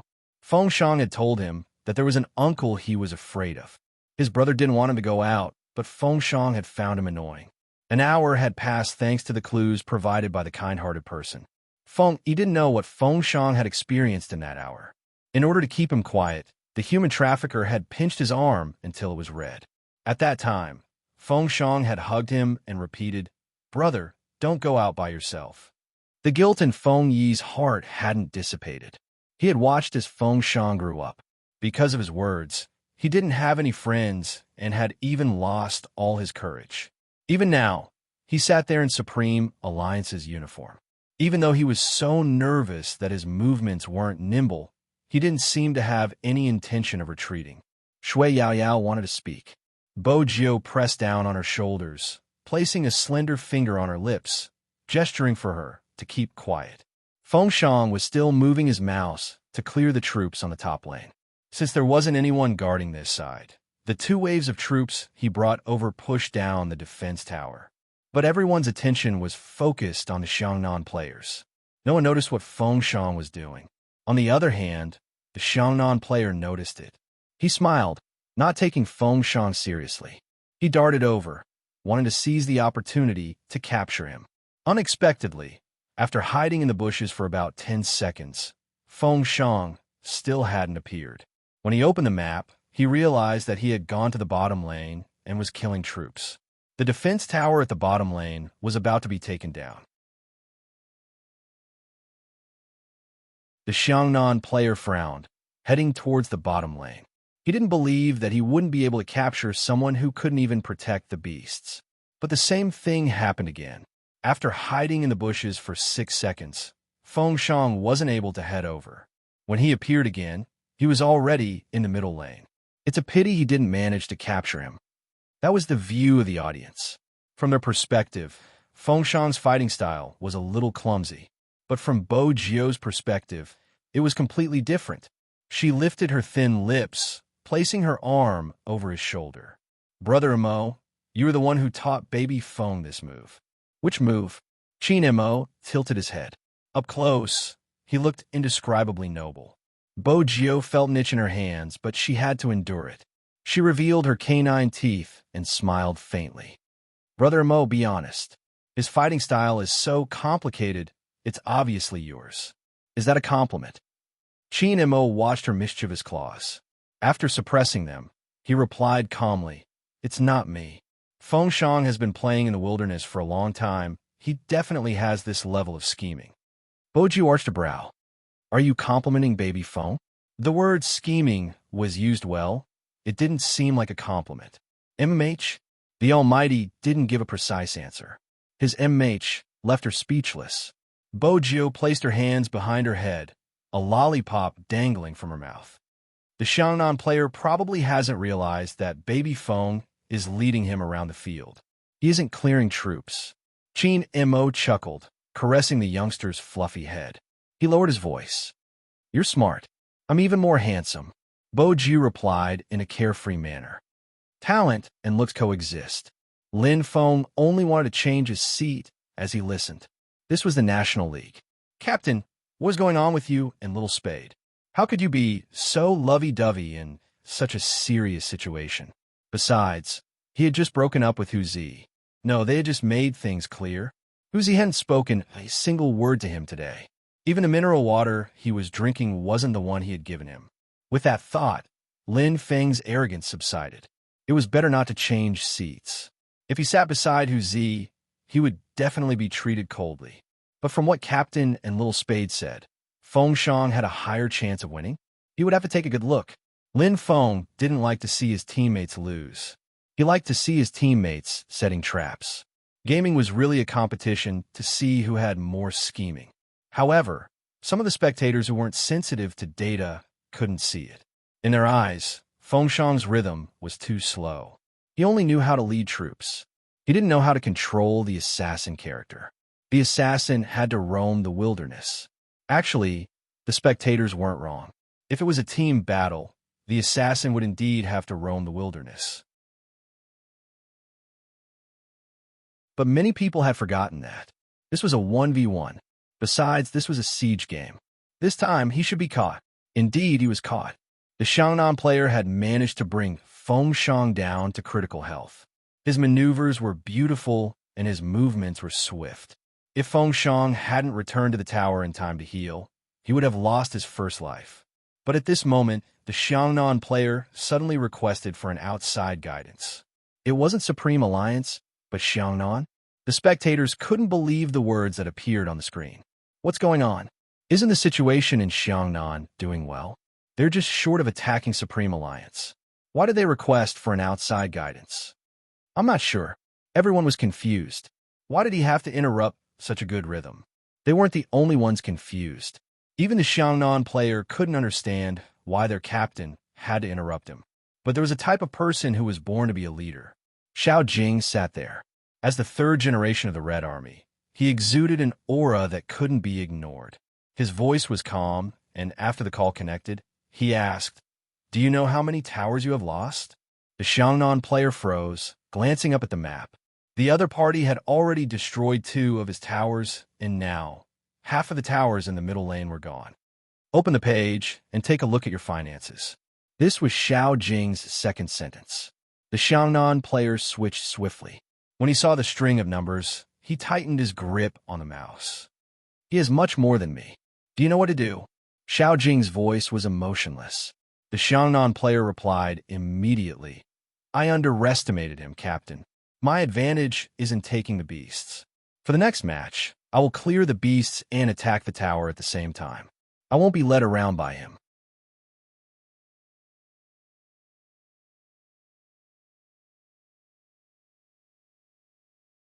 Chapter 986. That was right, 3 years. How many 3 years were there in life? I understand, Captain. That person moved his fingers, switching to a different page, heading to the bottom of the tower to clear the troops. Feng Shang realized that this person's strategy was different from before. It seemed like his strategy had been seen through. Xiangnan wasn't easy to deal with. Xiao Jing looks rather decent, but he's full of evil tricks. Baby Feng hasn't done anything yet. How did he discover it? Lin Feng reached out, watching as the person was about to fall into the trap. That was the logic of losing a prey that was already in his mouth. As mentioned before, the 2 teams weren't far apart.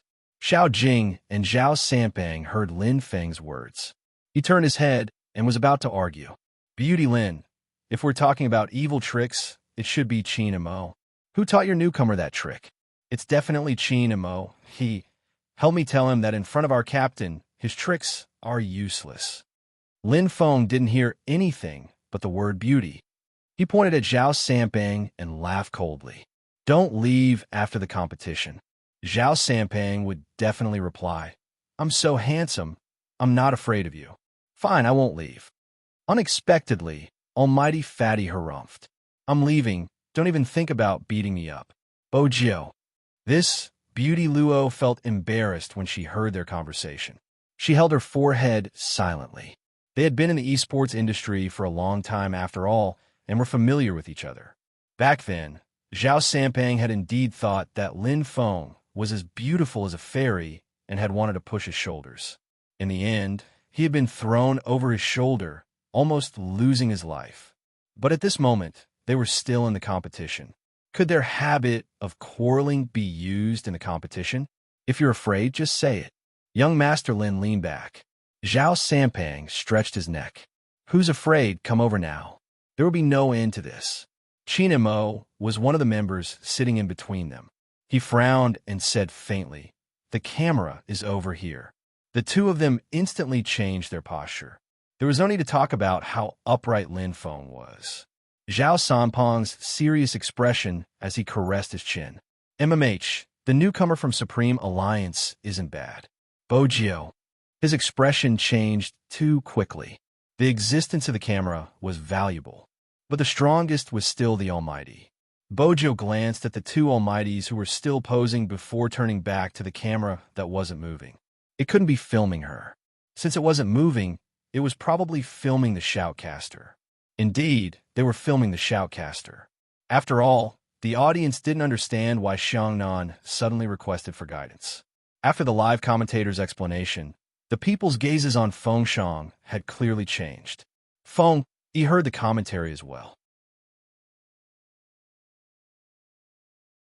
The corners of his mouth curled up, even his eyes were smiling. This was the first time the assistant had seen their Vice President Feng so young. Their Vice President Feng was known as the Smiling Prince. No matter what, no one could tell his true emotions. His fox-like personality was most suitable for dealing with people in the business world. But today, President Feng really smiled.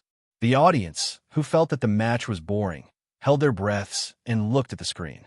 That was because Feng Shang's fighting style had changed. On the screen, the two assassins were like two gusts of wind, fighting in the wilderness. With a single shot, Feng Shang took half of Xiangnan's HP. That person didn't back down, following up with a big move. He retreated and jumped back to the tower, using a health pack to clear the soldiers. His speed was so fast that no one could catch him. The battle went on for more than 5 times. Each time, the two of them were evenly matched. The match, which was supposed to end in half an hour, had gone on for an hour. None of the players on the screen had died, and the number of defense towers hadn't changed. Everyone watching felt like their eyes were having a hard time, not to mention the players who were constantly switching pages and maps. To be able to reach this stage wasn't just a test of survival, it was also a test of the map. In other words, during the battle, they had to constantly pay attention to the soldiers on other routes, eliminating them before they reached the tower. When they were clear, they had to be wary of the enemy's attacks. If it wasn't for their hand speed and familiarity with the map, they wouldn't have been able to do it. Some people were stunning the moment they started a battle. As for some people, the longer they competed, the more you realized how amazing they were. Be it Feng Shang or Xiangnan's players. Compared to their maneuvers, their left hands were tapping on the keyboard while their right hands moved the mouse. Their side profile was more attractive. At first, there weren't many people in this world who were working hard. After all, you and I both know that this is a world where relationships and looks are the most important. But when they saw the two of them, they felt that hardworking people were really handsome. The 10th battle took place on the high ground. Feng Shang took the initiative and caught the opponent red-handed. Lin Feng was instantly energized, waiting to see how Feng Shang was going to take the first HP. But at this moment, Qin Mo frowned. "No, I can't," Bojio asked. Feng Shang had already cut the opponent in half. But in that instant, Feng Shang's fingers paused. Glancing at his screen. He was out of mana, which meant that he was out of mana. The game notification stated that without mana, the big move wouldn't be displayed, which was fatal in close combat. Xiangnan's player seized the opportunity, turning to lock onto him, activating his big move. Feng Shang's hands moved swiftly, entering the bushes with a beautiful set of footwork. He avoided the fatal blow. Just as everyone was about to heave a sigh of relief, Xiangnan's player chased after him. He didn't give Feng Shang any time to recover, locking onto him with his second skill, using his strongest attack. KO. It was the first HP since the start of the battle. The atmosphere was ignited. Xiangnan victory. The first kill was the best way to boost morale. It wasn't wrong. That wasn't all. At this stage of the competition, the death meant the loss of the city.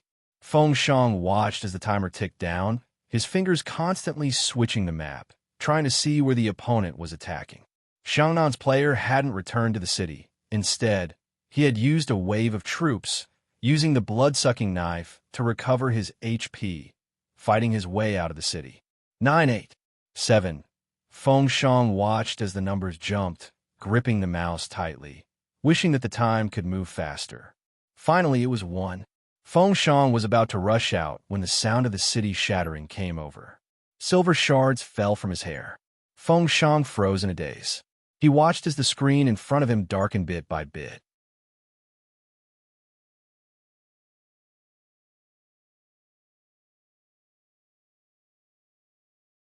Chapter 987. Lost? Almost everyone was in disbelief. But the competition had ended. The lights dimmed over at Supreme Alliance's side. Xiangnan's side was the only one left. Feng Shang was still holding onto the mouse, prepared to dash out in the fastest way possible. The results appeared on the screen. 0v1 Xiangnan had won the first match. Come, let's take a look at the head count. The shoutcaster was the first to recover.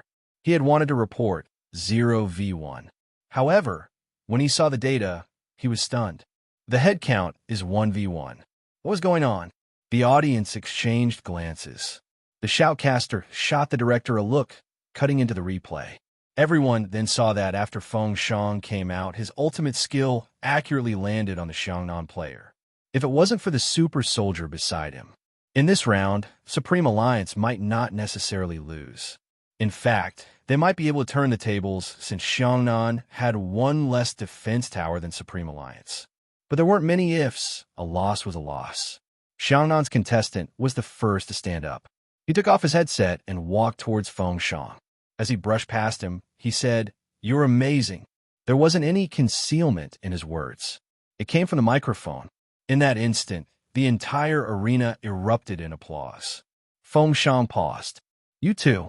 His performance on the arena was steady, like a sharpened sword from a youngster, possessing the stability and sharpness that he should have. At this moment, no one asked, "Who is Feng Shang? I've never heard of him." Instead, they used applause to express everything. Feng Shang left the arena, glancing at Coco, turning his face over. Coco had always relied on acting cute to make his millions of fangirls happy. He had never coaxed a guy. Her cute face tensed up, and she didn't say a word of comfort. Damn it. He stuffed his rabbit into Feng Shang's hands. "Here." No, you don't have a rabbit. You're going to the washroom anxiously. Feng Shang's voice was hoarse. Coco bit his tongue. "Who said I was nervous? Before the start of the match, you went to the toilet 5 times. Feng Shang's breathing was still a little heavy. Coco reached out to stop him. "Don't talk nonsense, little stutterer. I was just going to wash my hands." Bojiu watched from afar as the two kids leaned against each other. She wasn't sure what they were thinking, but she knew that this time, Feng Shang didn't need any guidance. In a match like this, a strong self-healing ability was also a kind of growth. Next up was the 2v2. Bojiu glanced up at the screen. Someone once said that Xiangnan's 2v2 was an unbreakable defense. Because they were a pair of twin brothers, they had an innate tacit understanding. In this aspect, no one could compare to them. There was also Lin Feng and Yunhu. Bojiu arched a brow. Something seemed amiss. She glanced over and asked Lin Feng, "What's wrong?" "They didn't decide the winner on the bed yesterday." "Is that why you're angry today?" Lin Feng glanced at Yunhu, who was wiping his hands with a tissue and making the final preparations. He sighed deeply. "Stop talking. I have to coax someone." Bojiu frowned. It seemed like there really was a problem. Lin Feng took something and walked towards Yunhu. He felt that since Yunhu didn't want to drink the mineral water and didn't want to use the tissue, he shouldn't reject his wrist guard in front of so many people.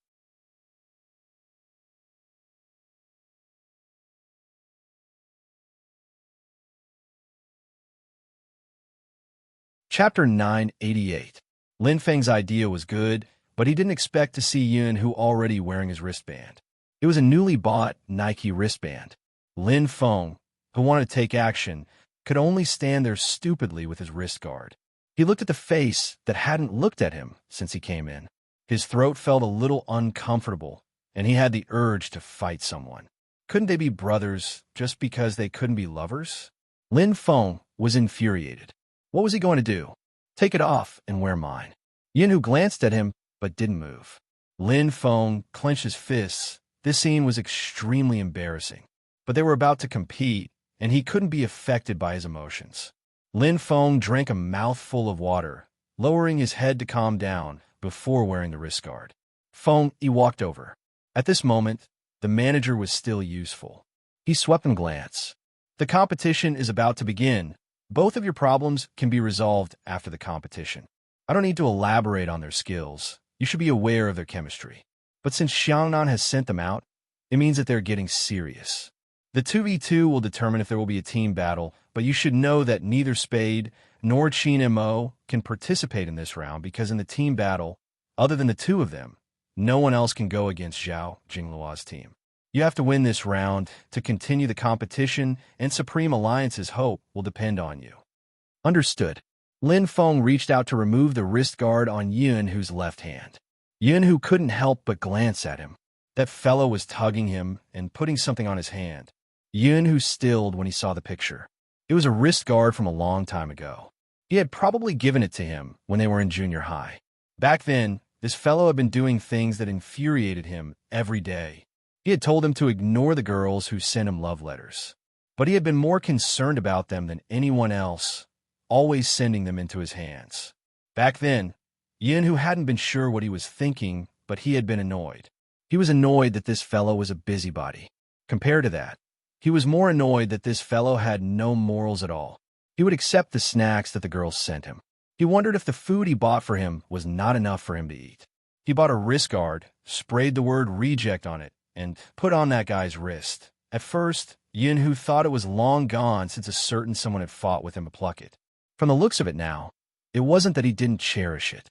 He watched as the man put on the wrist guard seriously. Yunhu thought, this time, he wouldn't make things difficult for him. He just couldn't like himself the way she liked him. In fact, Lin Feng was already very soft-hearted towards him. He had always known that. That was why he had reached out for a yard after being given an inch, thinking that he could have more. It was probably because he was always being watched. Lin Feng's old face was a little awkward. He muttered, even if I'm handsome, you can't look at me like that. What are you suspecting me of? Let me tell you, I must win this competition. If I win, I'll let you press me down. In that instant, Yunhu thought he had heard wrongly. His gaze sharpened as he asked hesitantly, what did you say?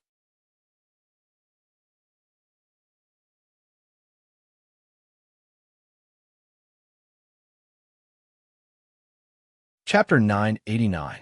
Yunhu glanced at Lin Feng, but didn't say anything. Lin Feng was puzzled. He was already rushing over, but Yunhu wasn't going to accept. Seriously voluntary? Yunhu interrupted Lin Feng's thoughts. MH, Lin Feng replied. Yunhu tilted his head. Are we going to your house or mine? We'll talk about this after the competition. Lin Feng lowered his voice. Yunhu retracted his gaze, glancing at the figure in front of him before glancing down at the wrist guard on his left hand. Next, he lowered his lids, opening his mouth to bite the corner of the wrist guard, tugging it upwards. His handsome face along with his actions sent the fans into a frenzy. This was simply a pink blush. The wrist guard was a gift from Lin Feng. Their almighty Yin had bitten down on it. Even though it was just a touch of his lips, it wasn't any different from biting someone. Lin Feng glanced over when he heard the noise. That was the scene he saw, his back trembling. Zhao Sampang caressed his chin. Supreme Alliance seems to be good at creating a CP. Captain, why don't we do the same later? Isn't it just a wrist guard? Creating a CP depends on one's face. Beauty Luo replied lazily, poking him with her finger. Beauty Luo said lazily and poked him with her finger. Your face is hopeless. Zhao Sampang wanted to say something, but Xiao Jing stopped him. Xiao Jing stopped him with one sentence. Focus on the game. The 2v2 officially began. Lin Feng, Yunhu, and the Xiangnan twins were all seated in front of the computer with their headphones on. It was obvious that this was a 2v2 that everyone felt was evenly matched. After Feng Shang's style in the previous match, the analysts didn't dare to analyze it casually. The shoutcaster remained neutral. The score between Supreme Alliance and Xiangnan is 0-1. This means that as long as Xiangnan wins this 2v2, they will become the national champions once again. This match is undoubtedly the crux of the day. Supreme Alliance probably won't let Xiangnan win so easily. Lin Feng and Yunhu's teamwork is one of the best in the circle. Sending them out is the best formation Supreme Alliance has. Speaking of the best duo, I watched the replay of the last Supreme Alliance match. Qin Mo and Spadezi's teamwork is very suitable for this 2v2. But in this case, Supreme Alliance will definitely lose the team battle. Qin and Mo has to stay behind to deal with Xiao Jing. That's the logic. Following the commentator's explanation, the game page appeared on the big screen. Both sides had chosen the same lineup: main damage dealer and warrior. A warrior's HP was higher than an assassin's, and it was also a test of hand speed. Through this competition, we can see that Supreme Alliance's players have more or less improved. In the past, each of them used to specialize in the same character. Now it seems different. Supreme Alliance's performance is worth anticipating. Be it Lin Feng or Yunhu, they are both unique players in terms of individual and team battles. However, their speed seems to be slightly slower than Xiangnan. Indeed, he was almost there, not because of anything else, but because of their teamwork. From the start of the competition, the audience had noticed the unusual teamwork between the Xiangnan twins. When the main damage dealer took down the red beasts, the warrior would move first and use his second skill to help. When the red beasts were left with less than half of their HP, the warrior would pull up and move to the bottom lane to clear the soldiers. This maneuver was much faster than the jungler. You're tuning into the Romance Rendezvous YouTube channel. We're so grateful for your support, and don't forget to subscribe to join us on this incredible journey through captivating stories. Your generosity through donations truly makes a world of difference, as it's the primary source of revenue that allows me to expand and enhance this channel for you. Thank you from the bottom of my heart for being a part of this adventure.